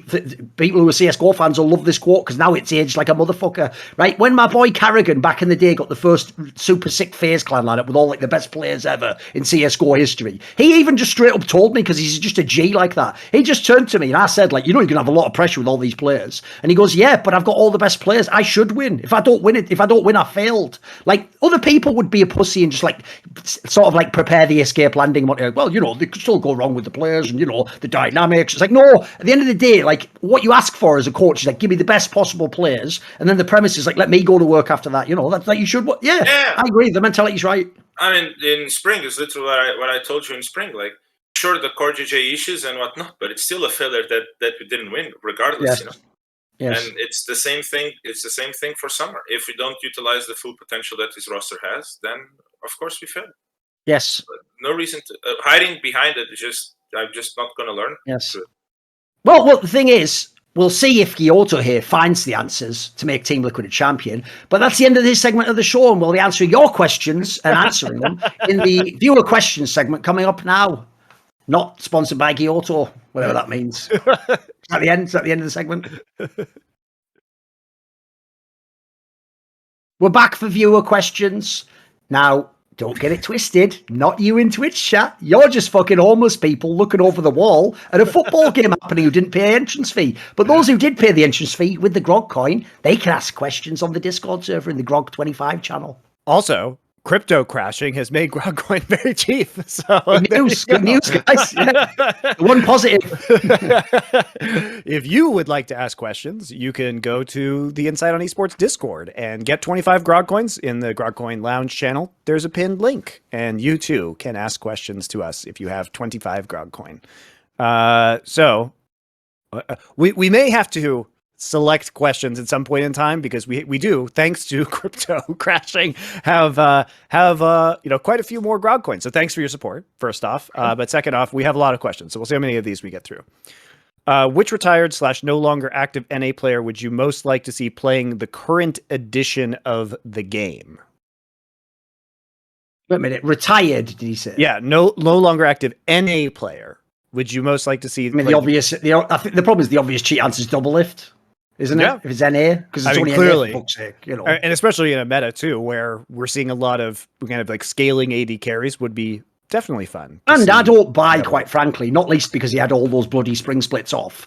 I don't buy that he's actually done. He could play tomorrow and be a top fucking player in LCS. Like he didn't leave because he was bad. He just like, who knows where he really left? He'd have to do the drama with TSM and the whole leadership. But I think he could be a top player tomorrow, and obviously, by the way, make LCS way more interesting.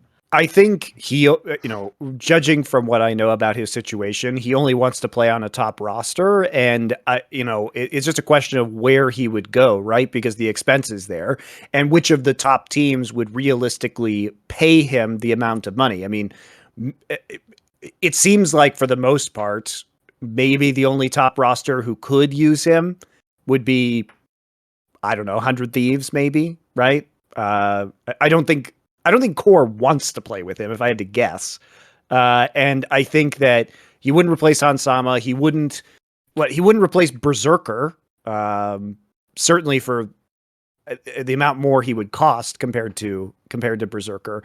So maybe FBI, but the FBI who he laned for the last couple of years has been pretty strong. So I don't know. I think it's hard. I think he just wouldn't go to many of the teams. And I don't think EG would take him either. So, what is the best crowd you've seen? Obviously, he didn't say it, but we'll say in an esports context, obviously. It can't be like Metallica, the fucking Russian gig in 1991. Yeah, obviously it can't be that. Like, I'm thinking with esports. Here's the thing. The problem is, Monty should have a better one for this, because he's been to loads of like worlds and fucking stuff like that I haven't been to. Because the problem is, I can't really think that there's that many I've seen in CSGO. Like, I think in CSGO, the famous one that everyone says is the Cologne crowd is usually pretty good. I mean, the joke is, but sort of true, because there's almost never going to be a German team who's really good. It means that they don't have a natural bias, so they really do just cheer for everyone. And it's in the centre of Europe, so everyone can travel in who's fans. Like, that's a pretty, like, guaranteed good crowd, the one that's in the fucking Lanxess Arena in CSGO. Yeah, you want a crowd that is not super biased and who's very enthusiastic about the game, no matter who's playing. I.e., not like when the Chinese crowd just leave if their team fucking loses in the semis or whatever. Like, Chinese crowd fucking sucks. The Korean crowd is mediocre. NA crowd is mediocre. For the Korean one to be good, I would say, for the most part, my best experiences have been in Europe for League of Legends, particularly in the UK and in France. In London and Paris for Worlds, those crowds have been really fun. Really fun. Very supportive of all of the teams. Super loud, super hyped to be there. French crowds are in general, I think, quite good and not like incredibly biased. And the nice thing too is the French people actually just like showing up to live events. Also, low-key, when I did Overwatch World Cup in Sydney, the Australian fans are fun as fuck. That was really fun too. I mean, to be fair, I'd really be excited to watch anything if I was in prison. So. That's right. That got a lot more relevant the last couple of years, didn't it? It's rare that the entertainers come to prison. That's why Johnny Cash going to Folsom. Exactly. That's what Fudge is so good. He finally escaped prison. He's going straight. Of course, he's trying to make something of his life. Fair play to the boy. It did help that the bar opened at 10 a.m. in Australia, and all the Australian fans were fucking wasted. That was a great time. It was really fun though. Australian crowds are good. They're grateful because nobody ever comes. And I will say, by the way, there is no amount of money in the world you could ever pay me to drink beer out of a shoe. That's someone war. Get the fuck out of me. Pay me $1 million, I don't care, mate. I never do that. That's fucking gross. what is a good, memorable fan interaction you've had that makes you laugh? Do you remember the $1 donation to rewatch Whoosh from LPL Intig Lucian? Yes, of course I remember that. That was very funny. I mean, I've had lots of good fan conversations at events, or people having signs about me, or, telling me I suck at events is always fun. Like, I actually don't mind like people hurling abuse at me at events. I find it funny for the most part. I don't know that the donation for the Whoosh one was very funny. I've had a lot of good interactions, so I wouldn't say that one sticks out in my mind in particular. The problem is, like, on the most technical level, like all those great art pieces were pretty good examples. Like some of those were sick. Like for example, that guy, I can't remember his name, obviously, who did the fucking whole Death Note comic. Was actually sick. That was fucking amazing. But being as I can't remember like any specific interaction, I'll just say this. The ones that make me laugh, because I have a different sense of humor to you guys, is when a random pleb kid just meets you, but like they weren't planning to, like maybe it's not even at the event, they meet you like in like a coffee shop, like, oh, it's you. And then they do that thing, Monty, where they go like, can I get a signature? And then, are you ready? What makes me laugh, because I'm a bit cynical, is when they say the stupidest question, they go, do you have a pen? It's like, why would I be carrying a fucking... You're the fan! I usually have a pen on me. I usually have a pen. So fuck that. No, I don't have a pen. That was your one job, to have a pen and a piece of paper. I don't, so see ya. Just hope you can meet me again or something. I don't know. You and one player of your choice are tasked with going back in time to win as many world championships as possible. Which player do you take, and how far in the past do you go? You and the player will remain the same age as you are now. Oh, so I have to pick a player who's good now to go back and win as many championships as possible. Fuck it. I take Korea back in time. That guy would actually be an excellent... Considering the game is on a macro level much more complex than it was in the past, because every generation of players has like built on the knowledge. The fact that you could take a player like Korea back in time and then like he would be the innovator of vertical jungling in 2013, like he would be insanely good. Insane. Listen, I don't think you could really lose taking Rookie back in time and just having him play mid lane. I think that's a pretty good road to success for winning a few games as well, Monty. Even if he just plays mid lane, he's never doing anything. Just going to win a lot of games, isn't he? Spoiler, he wins a lot of games now. Don't worry about it. That'd be a pretty good one. What, in your opinion, are the most overrated, underrated sci-fi / fantasy series? Books, TV, and movies all apply. This is a good one. We've had this a few times, but we'll think of another angle. Not overrated and underrated. Oh, he asked for overrated. Oh, that's interesting. Overrated and underrated. Let me think. Overrated for me is definitely Lord of the Rings books. I've talked about this before, but I am a big fan of the Lord of the Rings movies because they fixed a lot of the problems that you have with Lord of the Rings books. And I respect the fuck out of Tolkien for his world building and for it basically being such a huge innovator and taking all these ideas from mythology and turning them into their own fantasy environment. But guys, the Lord of the Rings books, he can't write. He is a fucking horrible writer. He is a horrible writer. Like, the craft of writing, he is complete garbage at. Show me another writer who writes The Two Towers, which is a book that consists of half of it being the most boring shit ever of Sam and Frodo walking through Mordor. And he doesn't like do a chapter in this place and then do a chapter at the same time in another place. He literally rewinds time in that book and then starts at the beginning of where the first half of the book happened and then starts it again. Like, that is just shit writing. And half that book is unreadably boring. Okay?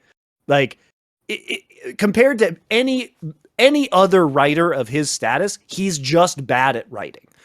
So I like the fact that a lot, and I'm not saying it's terrible, guys, because there's a lot of redeeming factors. I'm saying overrated. It is insanely overrated, those books. The Hobbit's a better book. Anyway. Okay. Let me think. I'll give you a couple of overrated ones, and we can do some underrated, right? First one, just because we're talking about in its totality here, is Game of Thrones has got to be one of the most overrated shows of all time. Because as I always say, it didn't get bad on the last season. It got bad about halfway through, you fucks. It got bad in the second, third to last season. It kept going like diminishing returns once it got to I'd say season 5 or something, it just was diminishing returns from then. It just got worse and worse and worse. Like, for example, did anyone love those random scenes that still don't make any sense to this day, by the way, where Arya was just going around that fucking town when she was with the Faceless Men, and then she just got killed in an episode. It was like, that wasn't her or something. Like, what? What's the plot even become now? Like, what even is this shit? You know, like, mate, that writing just got really fucking bad. I'll tell you one. Here's one that'll hurt your feelings a lot. Do you want to give your Game of Thrones start? Go on. Oh yeah. So also the problem with Game of Thrones is that they do this trick in Game of Thrones, which is not actually character development. And Jaime Lannister is a really good example of this, where Jaime Lannister is a douchebag. And instead of him changing from being a douchebag, they just show you pieces of his past that make you, like, they show you flashbacks to him not being a douchebag, and you're like, oh, I guess he's not a douchebag. But he is a douchebag because he's a douchebag in the present. They trick you into thinking he's right. They trick you into thinking that there's character development or change by showing things that happened previously. And then at the end of the show, was there character development? No, he just dies with his sister and he didn't change at all. So if anything, he was more likable in the past, and then only in the present, he's just a douche and he doesn't ever change at any point in time during the series. That's just bad writing and bad character development. Here's the problem, because the name I'm about to say next actually might provoke from Monty. CSGO Brazilian fans, Fallen-esque outrage furor, tearing at the screen, tearing up the whole... Because you ready? I actually genuinely think this movie is mad overrated. I didn't even think it was that good, but you love it and everyone loves it. It's that fucking Mad Max Fury Road. I think that's just a fucking nothing burger, mate. I watched it and I was like, it was all right. And then I'm coming home. I know there's an obvious woke reason because they were a strong, independent woman. Like, you have to have more than that, mate. I've seen those movies for 30, 40 years, you idiot. Like, what are you talking about? I do love that movie. I don't need that angle. So I thought it was just all right. Like, for example, one problem it had, by the way, Monty, is this is why I don't like movies that are car chases. They're just boring.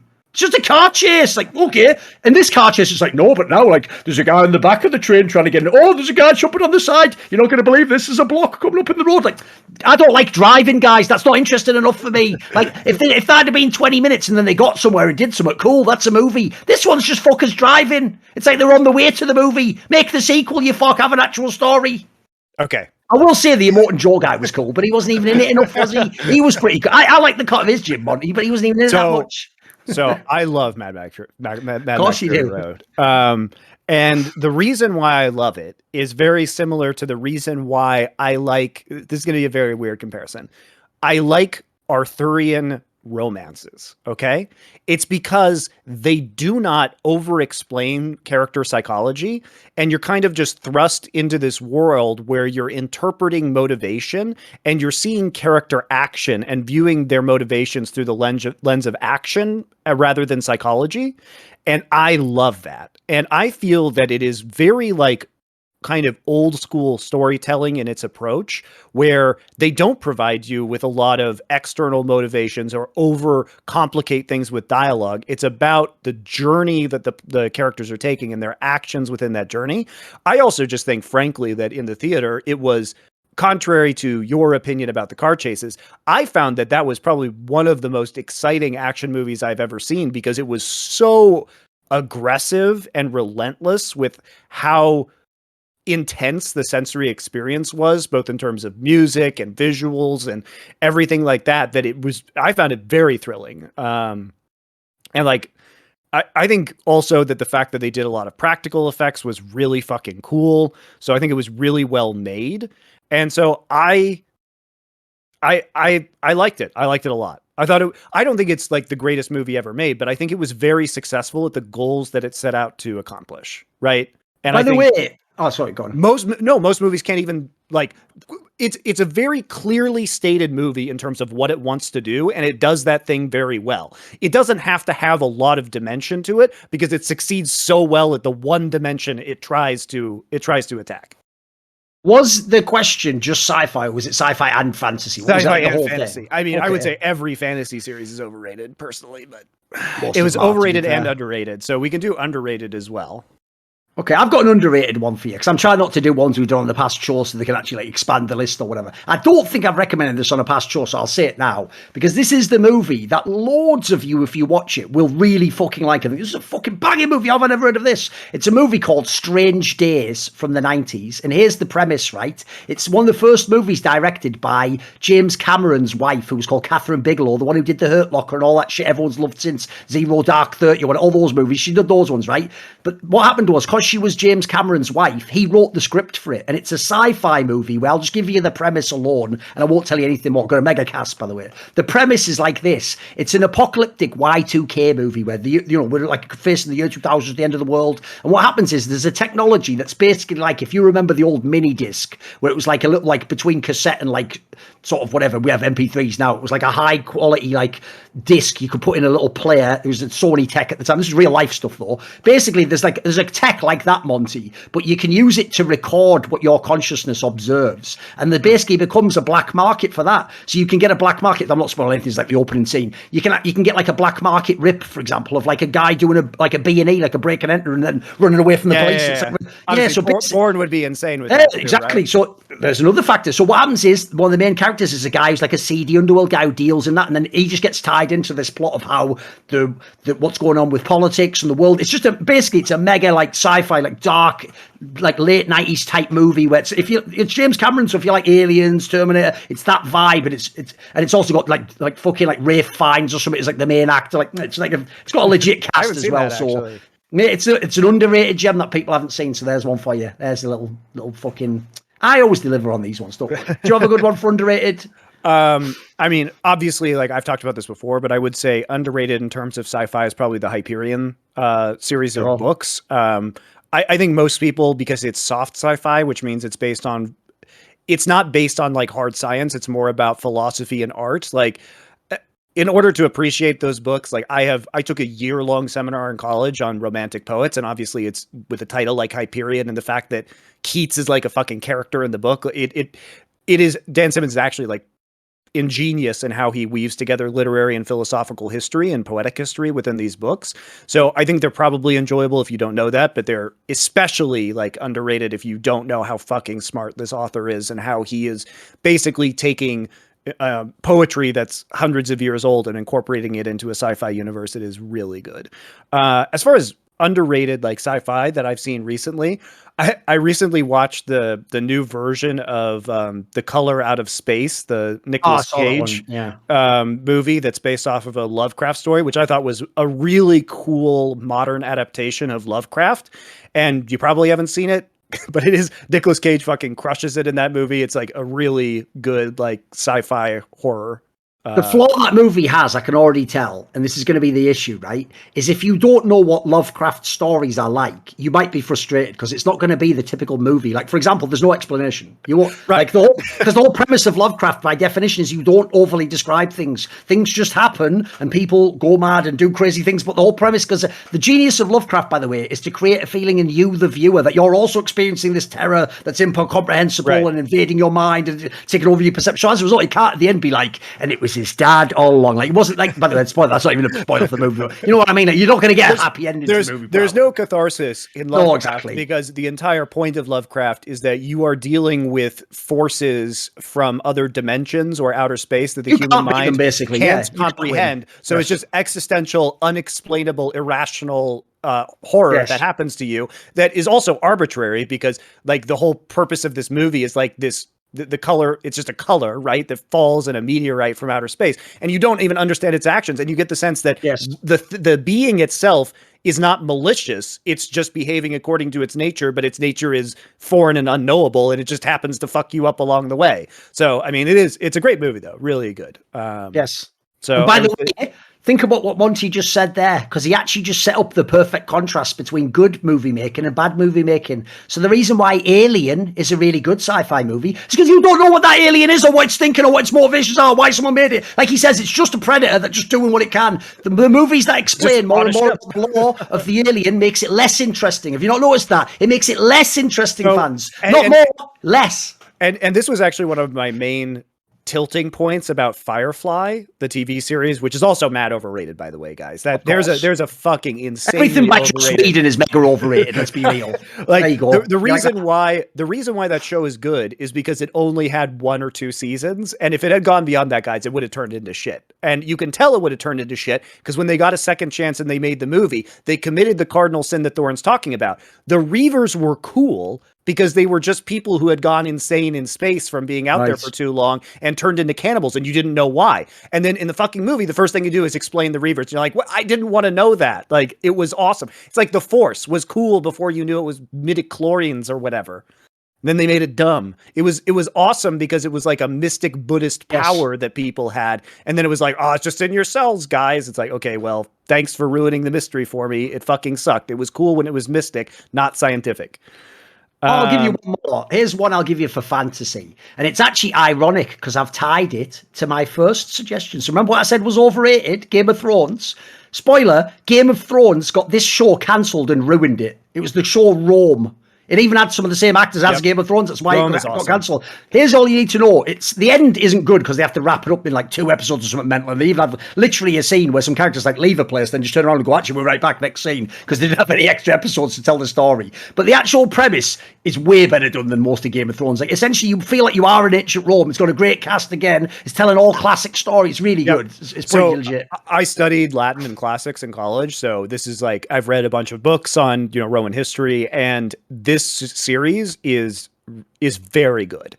And it does, like you're saying, like in season 3, I mean, the plot has to accelerate because it's ending, and it kind of becomes bad by the end. But the first season, what's so genius about Rome as a series is that it takes real historical events like the assassination of Julius Caesar or the stuff that's going on in Egypt with Cleopatra, and it views it through the lens of 2 soldiers who were real historically, but, you know, we don't know anything about them. And the actors who play these soldiers, Lucius Vorenus and Titus Polo, are fucking amazing. And the characters are fucking amazing. And what's so fun about it is that they just happen to be there at these points in history. They just observing everything. Yeah, exactly. Or it's like with Caesar's assassination, it's actually them fucking up his protection that gets Caesar killed, but you don't know that because it was never recorded in history. So they become key players that were not really, you know, the way the series like wraps them into these historical events and the stories is like really awesome. And they're there to kind of have the everyman reaction to these big, you know, world shaking moments in terms of human history. So it's really fucking good series, really fucking good. And also they really accurately portray a lot of Roman customs. That was the best part, dude, because here's the best part. As you say, you're going to think, because we're talking about Julius Caesar, like you're only viewing it like that's what a normal show is. Like Game of Thrones mostly is like, I'm from this royal house, or I'm a wizard, well, I'm the best soldier. Theirs is like, this is what an ordinary sort of citizen of Rome was like, and this is what happens when you lose your status, and this is what happens when you're a great house and you don't have a patriot. Like, that's actually the most interesting shit if you know the history in it. And these people, like, you know, it really accurately, I think, shows how common women were treated, like, you know, property, basically. I mean, they don't pull any punches. Like, it's pretty real. Like, slaves are treated super badly for the most part. You know, they show all of the kind of really shitty parts of Roman culture, and these shitty parts were necessary at the time to maintain the empire the size that they had, but they really go into depth on it. It's a fucking really good show. That definitely is underrated, because, by the way, mate, I never hear anyone fucking bring that show up. It's like, what? By the way, that was like a major TV channel in America did that as well. It's not some indie show. It's even got like super famous actors in it. Yeah. Like, by the way, I can't remember his name. Kieran Hines is Caesar in that show. Oh, by the way, yeah, the guy from Game of Thrones, he does a mega job as that role. Like, by the way, he was born to play a character like that. He is a fucking sick Julius Caesar, isn't he? And then also, I can't remember the name of the actor. You know the one from that show Following, the one who plays Mark Antony? He does a fucking bad job. Yeah, he's great as Mark Antony. Like, put it this way, he would have been better than the real actor as Jaime Lannister. He was a fucking sick as that character, when like an arsehole, swagged out. He was fucking sick, wasn't he? He's a legend. By the way, there's a million gifs of him on Twitter if you look it up, because everything's like snarl from his mouth in it. By the way, he could play you in a movie. He would be my pick to play you. I think he'd be a pretty good pick. He's a good actor as well. I'm flattered. He's good looking. Not bad. When's cooking with Monty going to be a thing? I'm actually doing some renovations on my kitchen right now, so maybe I got to get all these shows and LOL watching under control first, but as we kind of pivot to making more of these shows, so I would like that to be a thing. Have you ever tried salmon head? The taste to price ratio is insane. I haven't, but I really like meuntung, which is a soup, that spicy Korean soup that's made with like fish bones and fish heads, which is delicious. So hopefully cooking with Monty becomes a thing. I've got some ideas for it. What song would you choose for your WWE style walkout music? Oh, this is easy. I thought this through. Let me see what it's called. Like, basically, Monty, this is what I would definitely pick. there's a song that Oasis did on their third album. The title of the song's already going to give it away. The title of the song is called My Big Mouth. And it's basically like, oh, it's brilliant, mate. And then like the actual like fucking, let me see if I can find where the actual like chorus is.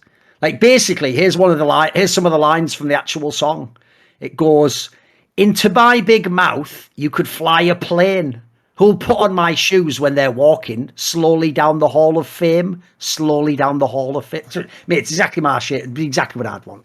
It's also got mad, because it's Oasis got mad swagger as well. So I'd obviously walk out like fucking big boy in it. Probably I'd do the Bill Belichick. I wouldn't even slap any fans' hands. I'd be a villain. It goes out saying I'd be a heel, you know. Fucking wouldn't even high five any fans.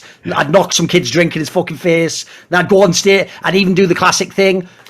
You know, when you're in like fucking Tennessee, it's like, Tennessee fucking sucks. I'd do all that. I'd be the heel. Don't worry about it. I'd be a heel completely. What would you pick, Monty? For you, Danger Zone would also be a good one. Oh, bad one. Also a great song and movie. The original movie, Straight Fire, definitely not overrated. That original Top Gun is one of the best movies. That's almost a perfect action movie, isn't it? It's all the notes you want. Yep. Yeah. It also had all the like practical, super sick. I haven't seen the new one, but they actually did practical effects. They put IMAX cameras in the fighter jets for the new one. I haven't seen it yet though. So yeah, I look, man. It's not great. It's not a traditional walkout song, but "Selfish Man" by Flogging Molly, probably one of my all-time identify with songs. I will never change or rearrange till I finish what I've started, which is very true. I find that very applicable. Would you pick one for me? Ooh, let me think. I mean, the obvious one, just in terms of like, bear in mind, I mentioned you'd also be a heel, Monty. You could always go for the old classic, "Sympathy for the Devil" by Rolling Stones. Rolling Stones, that's a good one. Obviously, we would rework it to be esports. So it'd be like, you know, I was there when Moon first had his failure in the streak of whatever, you know. You could do all the esports lines, couldn't you? And just make it about your history of esports. That'd be a pretty good angle. Also, "Sympathy for the Devil" is supposedly based off of one of my all-time favorite books, The Master and Margarita. So it has that angle as well. Yeah. CoreJJ has not won LCS in 7 splits and never without double lift. At what point is this a problem? I mean, you better win this split. Here's the problem I have with that. I hate when people just give stats like that. Because the problem with that stat is, to create a really fucked scenario where it sounds like CoreJJ failed, he just omitted all the relevant context about who his teams and his coaching staff were. So let's go into it, shall we? One split, his coach was fucking fired, and he played in the playoffs without a coach. In the same split, his jungler didn't even play most of the split. In the previous split, his jungler had to bail in the lower bracket final. Then should we do another one? Then there was when Double Lift left the year before, so you had Tactical, an academy player now playing as a pro. Didn't win that one either. Like, fucking hell, how many more do you want? But you know, I've just nailed four of those splits out of the 7. Should we keep going? Like, give me a break, mate. Like, how many of these do you want? Like, some of these, it's not like he played at full strength with his best roster, blah, blah, blah, blah, blah. So I don't think there is a problem. I think CoreJJ is a fabulous player. I think he's had an amazing time. I think sometimes players have let him down. It hasn't even been him that often, in my opinion. Right. He's a fabulous player. They went to Game 5 against Cloud9 loads of times, with a sub jungler. Like, you know, I think there have been a lot of extenuating circumstances that have been outside of his control. And this one didn't get us energized as his team, as we covered, because he is having the green card, like getting his green card. So I think finally, hopefully, things have stabilized for him, and they fucking better win this split. For Monty, how do you like your pozole? Well, I like the red pozole over the white or the green pozole. I love like roasting chili peppers. I love Mexican food. Top 3 foods for me, for sure, in terms of like native ethnic cuisines.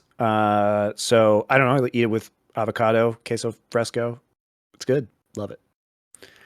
Counter-Strike. Was 2019 Team Liquid the last chance at an all NA elite team? Surely you could make an all NA elite team now with the right You pieces. Could. The only problem they've ever had in NA was never lack of players. It was always politics. It was always like, will this player play with that guy? Or even worse, like a clique, like, well, us 3 just stay in the same team together forever. That's the real problem. Like, NA's problem is they just didn't, like, that was the rare time where you sort of did pool the best players together. So, you could, one thing that's always been a very overrated take, because obviously the way Europeans trash talk NA is to be like, you're just worse in every regard. The one thing NA players are not worse at is like raw skill at games. There's always some amazing skilled players like Twin Twists and Liege and Naf and all these guys. The point is, you've got to get them all in one team, get the right IGL. So I think the problem is, like, that was a good example of it. So it can happen again. It's just that it's other stupid factors not involved in the game that tend to keep those teams apart, I'm afraid.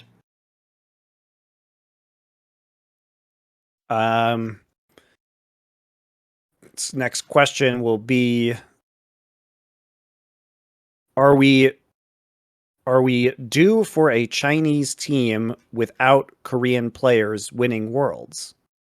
Well, I mean, bearing in mind, they've won 2 MSIs with no fucking, like, 3 or something. Like, yeah, we are probably due, right? Because they've won loads of MSIs without the Koreans. Just bizarrely, only the Korean ones win Worlds, right? Yeah, I guess... Yeah, I guess too, like, if you consider the world champions, like 2019, the Korean players were probably the worst players on that roster for that run. So I would say that they were, people will get mad because Doinby, blah, blah, blah, blah. Doinby was not, he's a lot better now than he was at that time, guys. He just hit the right meta for Doinby. So, I mean, definitely, like, I think that can definitely happen. The real shame, obviously, is that the 2018 RNG didn't do it, because that was the one that logically should have, and then sort of like completed it all, blah, blah, blah, et cetera, et cetera. It'll happen, but and honestly, like, it definitely could happen this year. It may be, I don't know if it necessarily will. Obviously, Chinese teams will still be favored because they have more depth to their region. Although, I think logically, if it happens this year, it has to be top esports. Yeah, I think that's probably the team. RNG or top esports. Yeah, those are the two. Would be the two. So it is likely that a team with Korean more likely that a team with Korean players wins, because there will be good LPL teams coming in with Korean players, and also then the LCK looks less top heavy this split due to the meta and due to some of the teams changing and Noguri being back on Damwon, but there is more depth to the LPL. So LPL will still be favored at Worlds, but just in terms of odds, you still think that it would be harder for an all Chinese team to win just because there are fewer of those teams who would be considered potential favorites for Worlds. After watching numerous hours of Thorin, I began picking up on his unique speech patterns. That said, what is your favorite Thorin lingo? Says fucking hell with a disgruntled tone, begins sentence with something is this, then proceeds to explain that thing. The joke is, that's one of my favorites. The joke is spoilers, or are you ready for the most X take ever? There you go. Also, my other favorite one is the problem with X is. There you go. Those are that's a good list. What they don't realize though is this. I always say this, but what people don't realize is another one. There you go. Another one, right? It's their problem though, Monty, because the issue they have is they obviously have listened, as he says, to thousands of hours. Like, what they don't know is record yourself, you can. You won't even get through one day without saying the same thing a billion times. I even vary it up at least. I do it sort, because I actually took this principle from some of my favourite comic book writers. One of the points they made was this, right? Do you know the reason why, if you're writing Superman, for example, you don't just write Superman? He has like 50 different aliases. It's because it gets really boring writing a script that's like, right, Superman enters the room. Superman says to Jimmy Olsen, hey, I am Superman, Jimmy, what are you doing? Oh, what are you, Superman? So what you do is you go, Superman is the room. The Man of Steel gazed across the room, you know, like, and then the last son of Krypton said to Jimmy, you do that just to make it bloody interesting and give yourself a break. So I try to, if you haven't noticed, I don't just spam the same one over and over again. Do our fans? You have to watch thousands of hours to pick up on it, which, by the way, spoiler, I'm using them all right now, by the way. Spoiler, if you've watched thousands of hours, criticize me all you like. I've won. Too late now, I've won, haven't I? Imagine that, by the way. How could you ever actually talk shit, by the way, when you've watched thousands of hours of me? I wouldn't watch a fucking 1 hour of some of these plebs, like 1,000 hours. Fucking hell. Then again, though, I've got some good content somewhere. It wasn't a criticism. I think fine. The catchphrases are part of the charm, right? It wasn't critical at all. It's just he's saying like he's enjoying the Thorinisms, which becomes part of what makes content familiar and fun. And I think that's really hard as a caster, because you're constantly trying to strike a balance as somebody who talks for a living between keeping the fun catchphrases while keeping things fresh and interesting. And it's always a battle to stomp out, as a caster, the stupid tropes that you keep falling into, or the bad phrases that you have, while simultaneously trying to continue to use at an acceptable rate that is fun your catchphrases without overdoing it. It's hard. It's tough. Also, do you want me for one moment to actually just do what you should never do, but I'll do it anyway. I'll explain a technical point to you that none of you understand. Are you ready? most of the time, because I'll say one of those things to start a sentence or to break into a conversation, there's no point starting with what I'm actually going to say, because then you won't hear it because I'm talking over someone, or they have to stop talking, or you have to think, oh, bloody hell, he's making a point. So what that is it's also like a transitory phase of what I'm saying, isn't it? So when I say, here's the thing, you know, right, oh, Thorin's talking now, right, oh, then they finish their point, and then I make my point, don't I? It's also a pro move. That's why I don't have to say the same point 50 times. Yeah. Whatever.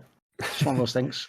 Was the durability change in LoL the best move, or was there a better way to combat power creep? Considering that you have to change 160 champions at once, I don't know if there would be a better way to do it than what they did. I think it was it was a bold change, but I think it was the right one.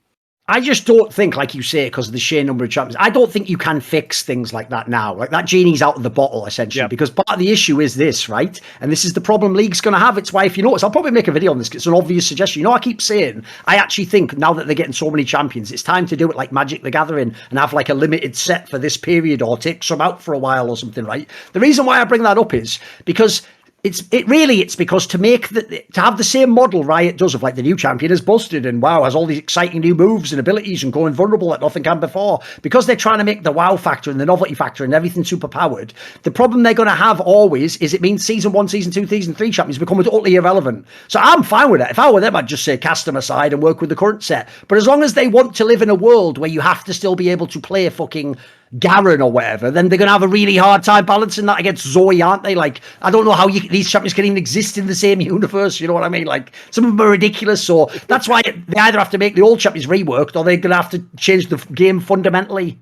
Yeah, and they won't just rework old champions and not release new champions because they want to make more money. Understandably. And every time, you know, if they rework an old champion, then they have to spend all their time reworking all their old skins, and like people already own those skins, and maybe some buy more, but I bet they make a lot more money off of new champions. So it's a problem with the business model of the game, which is like why League of Legends can't be sustainable for forever and is inevitably going to have an increasingly small audience, because the barrier to entry on the game just keeps getting higher and higher, and your existing player base is slowly just going to stop playing the game given a long enough timeline. I mean, it's had remarkable durability so far, but I think the real question for League of Legends is like it was and probably still is the biggest game in the world. So how do you get more people to play this game when it's already in every market everywhere, and everyone in the last 12 years has had a chance to play this game and decide if they're going to keep playing it or not? Like, it just doesn't seem realistic that it can keep going on forever.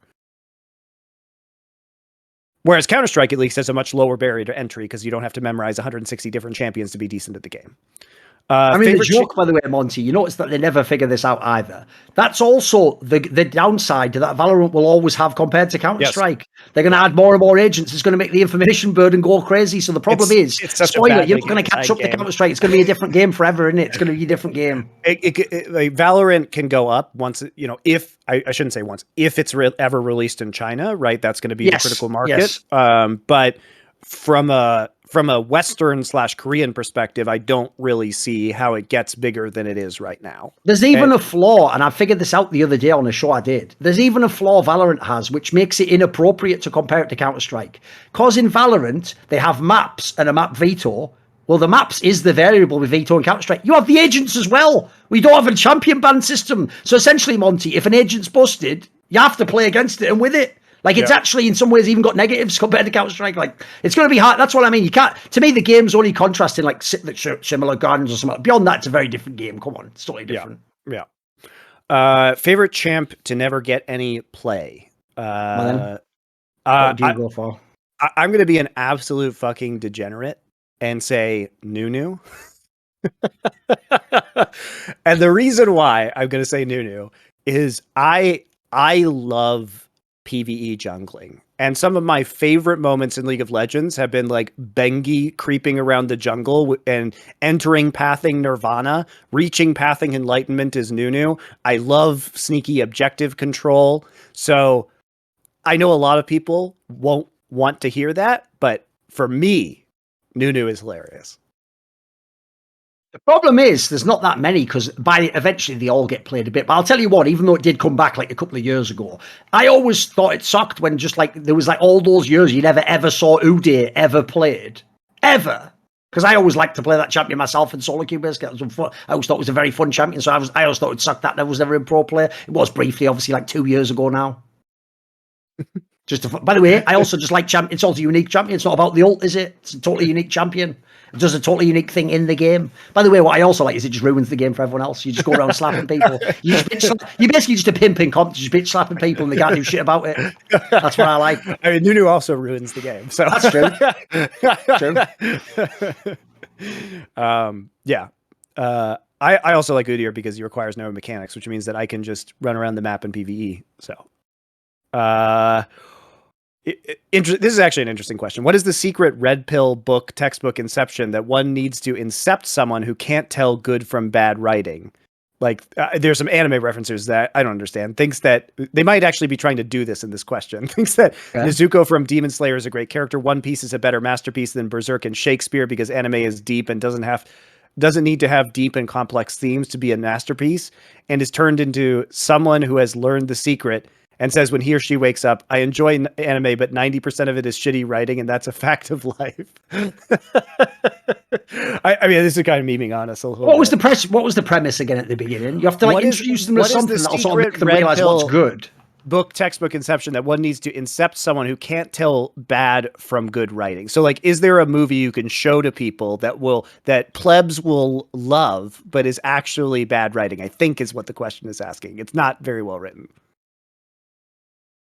Oh, right, now I get it, because I know what you mean, because I was getting confused like you were. I thought at first it was like you have to trick them into liking stuff, but what it is instead is this will make people, essentially, if they take this red pill, when they wake up, they'll realise, like you said, like anime, wait a minute, it's mostly shit, which obviously none of the fans get. Right, okay, so what would be the thing that would turn them off in that sense?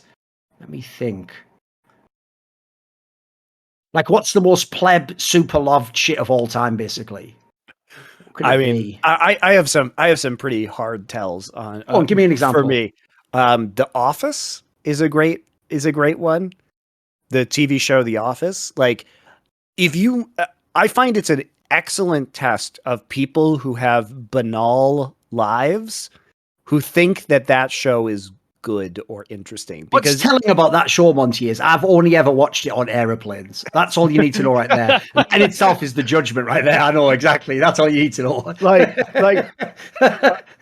if your life is in a place where you recognize yourself in The Office, like I frankly just pity you. Like that is, to me, it holds no interest because it's literally laughing at dumb shit that I couldn't possibly care less about or relate to in any possible way. All right, you know what I would do? I think I know what you could do here. Because this is actually something I've seen done on YouTube. So I think this might actually be the red pill. Have you ever seen those videos, Monty, where they take scenes from Friends and they take the laugh track off? Right. No. Remember, modern day comedy shows don't have laugh track, Monty. Garbage, so. It literally, when you take the laugh track off, nothing they say is funny ever or clever. It's all just shit American like witticisms. By the way, a spoiler, because I'll give it. This is an important piece of advice. If you're a young man out there and you watch Friends and go, "Ha, this Chandler character is really witty and funny," nobody in real life would ever like someone like that. That would be the shittiest, most worthless human to ever exist. It is essentially the last man. It is the fucking deracinated piece of shit, nobody moron who just consumes and has nothing going on. Like that, you'd never want to be that person. Like that is, by the way, that thought of snark isn't cool. He's not even witty with it, guys. It's just like simple. Like his shit is almost on the level of like, that's what she said, but before that fucking phrase came out. You know what I mean? So I just hate shows like Friends or The Office that are about plebs because there is nothing interesting to me about plebs in general, and I don't aspire to any of the pleb values or pleb relationships. Oh no, meeting just plebs.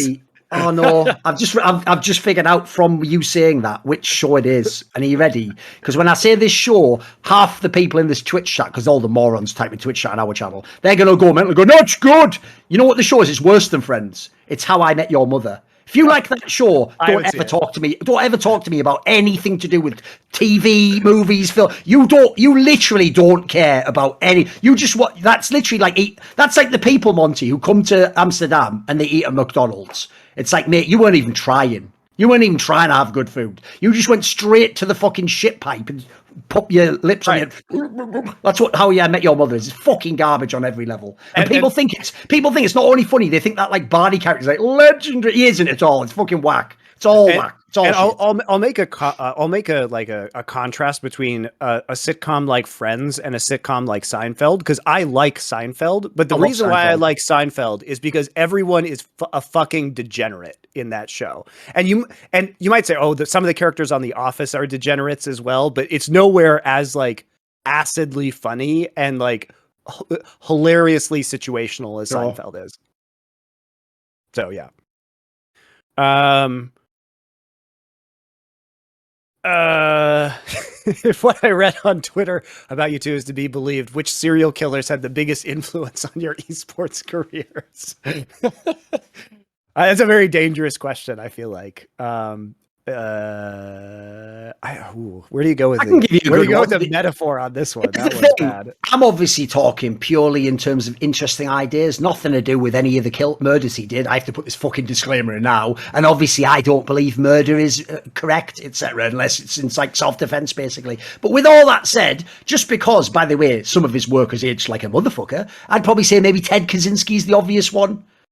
The fucking, like, if you haven't noticed, the industrial world sort of fucking everything up on all levels, isn't it? Full spectrum style. Like, obviously, his actual plan to solve that was shit, murder people. But some of the points he made were very valid, and by the way, have only aged better in time. You know. Also, just as a side fact about Ted Kaczynski, like, he was, you can look this up, he was actually like abused by MK Ultra and the CIA when he was a 16-year-old like math prodigy at I think he was at MIT.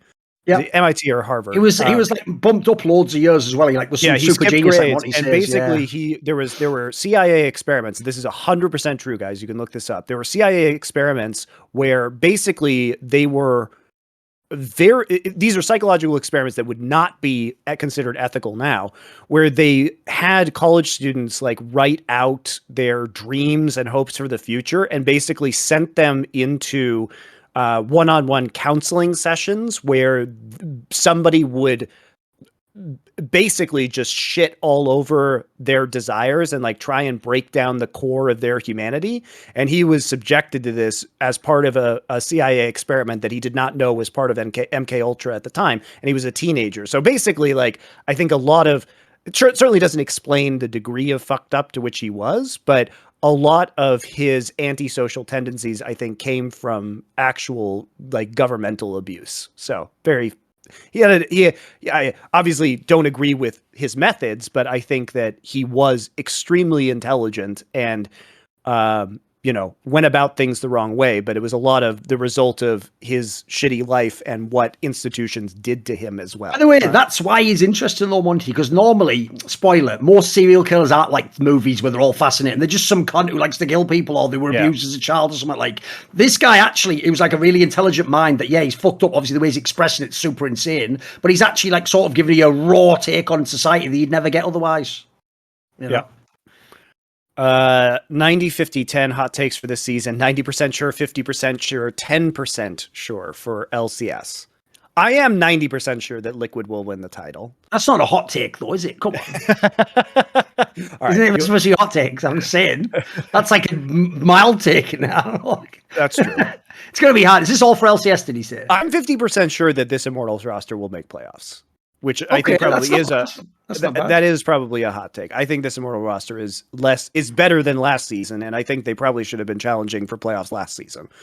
Hot take that I'm 90% sure about. I'm not sure that would be find something interesting. 90% sure about. I mean, probably someone being bad. Maybe that. All right, I've got one for you.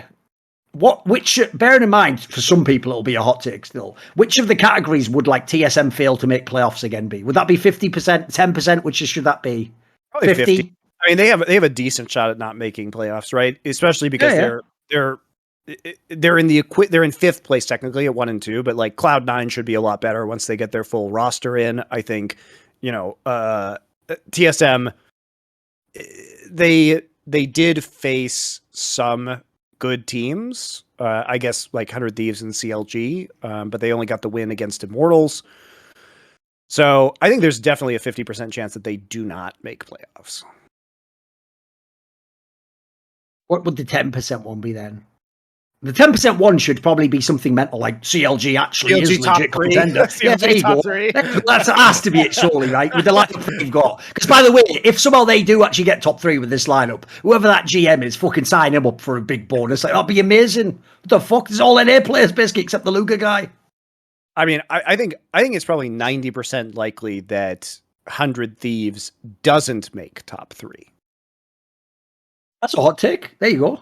Yeah, I think that's a hot take. But considering that I think C9 will get better, and like probably on the outside, there at least is there'll be a surprising team that's like kind of good, probably. Like it might be CLG. I've got one for you. Remember, I've never done this format before, to be fair, so I've actually never constructed, but I've got one for you, okay? It's going to be a 50% hot take that at the end of the split, Jensen is just the best player in LCS. Still just coming back now, by the way. Maybe he didn't play the spring split. He's starting with a team with proper players. 50%, he's the best player in LCS at the end. I think that's pretty. I would say even, what about first team All-Pro, best mid laner? I think that's the problem with that, Monty, is fucking. Remember, there was one time he was first team All-Pro, they didn't give him MVP. I have to rely on the fucking LCS photos to like Jensen in a league where Bjergsen plays. Like, I know what you mean. Like, in a sane world, yeah, it's not bad. In reality, politics, Bjergsen's a made man. Jensen isn't in that sense, Monty declared Game 2 of Nongshim versus T1 is the greatest clown fiesta of the year. I said it might bad. be. It was pretty bad. I remember that one. It was fucking hilarious, is what it was. It's like T1 was trying to show how bad Nongshim are. You know what I mean? Like, they were like, we'll just give you everything. Is that enough? No? Oh, well, fuck you then. I guess you don't get a win. Great. That game was really entertaining. It was super funny. And the question is, have you seen OMG versus JDG Game 1? I have not seen that game yet, but I'll check that one out. But yeah, the Game 2 of Nongshim versus T1 was really funny. Okay. Let's do one last one. This is the last question. What are your thoughts on the recently released Players mockumentary? Oh my God, this is going to take a while to answer. Chronicling a fictional LCS team. Do you think such caricatures of the scene are a positive and will end up drawing more eyes and money? No, is the answer. I don't think it increases viewership of LCS at all. Or do you think it serves to reinforce negative stereotypes? I haven't seen the show, so I don't know if it is reinforcing negative stereotypes. I just don't think it's going to do anything. I also just don't think it's the right way to present. I just don't think it's the right show. Like, here's what my problem is. Oh, sorry, I thought you finished. Here's my problem overall. Like, I haven't watched it, so I'm talking mainly about the premise. You're in Europe, dude. Oh, there we go then. I've basically only seen some clips and stuff on Twitter and stuff. My problem is, first of all, some of the clips I saw implied it's like part comedy. That already, I think, is ridiculous. Like, this should be a serious thing. This should be treated as like, these guys are trying to be the world champion. So if there's any comedy element, I'm already out. Secondly, in my opinion, there's 2 ways you do it, and they've done neither as far as I can tell. One is you just buy the rights to a real story like G2 2019 and make a fucking amazing like biopic series like that with all sick actors. Or the other one, and they've missed the trick on this, because in this one it's fantasy, right? What you do is this. If you do it as fantasy, you do it as fantasy to intentionally tell the real stories of cool shit behind the scenes, but wink, wink. So you have a guy who's like some Asian guy who could be a double lift, but you don't say he's double lift, and then you weave in some crazy story with him and Reggie or him and Hotshot, and it's an excuse to secretly just tell, like House of Cards clearly was someone trying to like do a Washington Insider type thing of like, here's what really goes on, or like, here's how they like rig the vote. You could have done that. You could have shown all the like seedy underbelly and all the fucked up thing. You could have made it really fucking super sick. But instead, as far as I can tell, what I've seen of like the clips, it appears to be like a sort of light-hearted but also funny sort of like feel-good thing of like, hey, we're like an up-and-coming team and we're the champions who need to win. It just looks goofy, mate. And that's the worst thing about it, is why does esports have to be goofy? Can't it be legit? Like, essentially, why isn't this treated like that fucking winning time thing from the Lakers where they're trying to do like a real biopic story? Like, that's the problem. It's just, where's the imagination in this? This just looks like a cynical cash-in. And by the way, miss me all you pleb motherfuckers in the industry retweeting that shit like, great, love to see it on TV. Fuck you, they're laughing at us, you idiot. That shit like that makes you look stupid. You could do so much with the stories in esports. So much. There are amazing stories. Like, by the way, you are aware, just Doublelift's career alone is one of the best fucking stories you could ever adapt. Yes. Sick, isn't it? It's amazing. So I have several issues with this. I don't have the issue that it's comedy because, like, look, Breaking Point is fucking hilarious, right? Like, you could actually intentionally funny though. Right. Well, it's intentionally funny. I'm not sure. I think that Breaking Point is intentionally funny from the people who made the documentary. I think they knew it was funny. Right. Okay. I think it's unintentionally funny from the people who are the subject of the documentary. Right. So I think we have to draw the line there.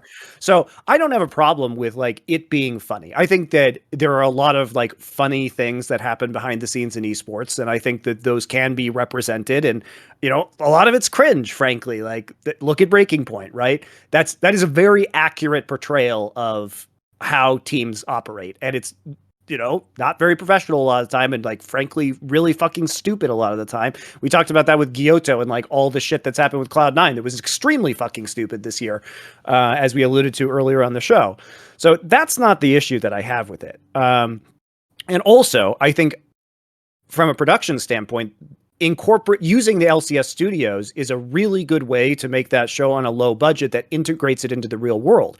I have a scripted show that I worked on several years ago with one of the writers from Family Guy it was more like Entourage. So it was like a fictional show, but it would include cameos from real people as opposed to this, which is a documentary doing the same thing. So here's why I don't like the mockumentary angle. So first off, there's like the laughable premise that LCS can't even make documentaries about themselves right, which is just funny that they are working on this as a mockumentary. And people are like, didn't Paramount Plus pay for this? Well, guys, Riot committed a lot of resources to this. They committed a bunch of full-time employees, writers, the executive producer, the producers on this show are also full-time Riot employees. So even if they didn't pay Paramount, they paid people at Riot to work on the show. So they did pay for it, sort of, right? And they also paid for it in the way that the studio was used. You know, the studios was used as a filming location, which does, again, if you have dark days, which LCS doesn't work all week, so like might as well use the studio. So I think they do have some good ideas, and I think it's cool that they integrate real personalities within the show. So all of these things. Who was in it who's real? Like, who was it who's real? Arrow's on the team. They interview Jats at times during the show. They have like real people who are involved. I've got a question for you. Was Travis in it? I don't know. I haven't seen it. Because he was, right? Because I was going to say, I'll say the joke anyway. Even if Travis wasn't, I was going to say that he missed a trick then, because he's perfect. He plays a journalist on TV already. So I did that. It's all right. It's all good. So like, I mean, they clearly like, I think tried to make this real. But the problem is that I don't know who the audience for this show is. First off, they put it on Paramount Plus, which nobody fucking has unless what is that series for? Yeah. What is that show for? I mean, what's the channel for Paramount Plus? Star Trek.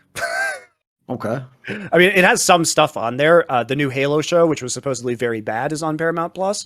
So, like, I just feel like, and also Paramount Plus isn't even available in most places outside of North America. So, like, Europeans aren't going to see it. So, my problem with it is this: who is watching this show? You're not going to convince.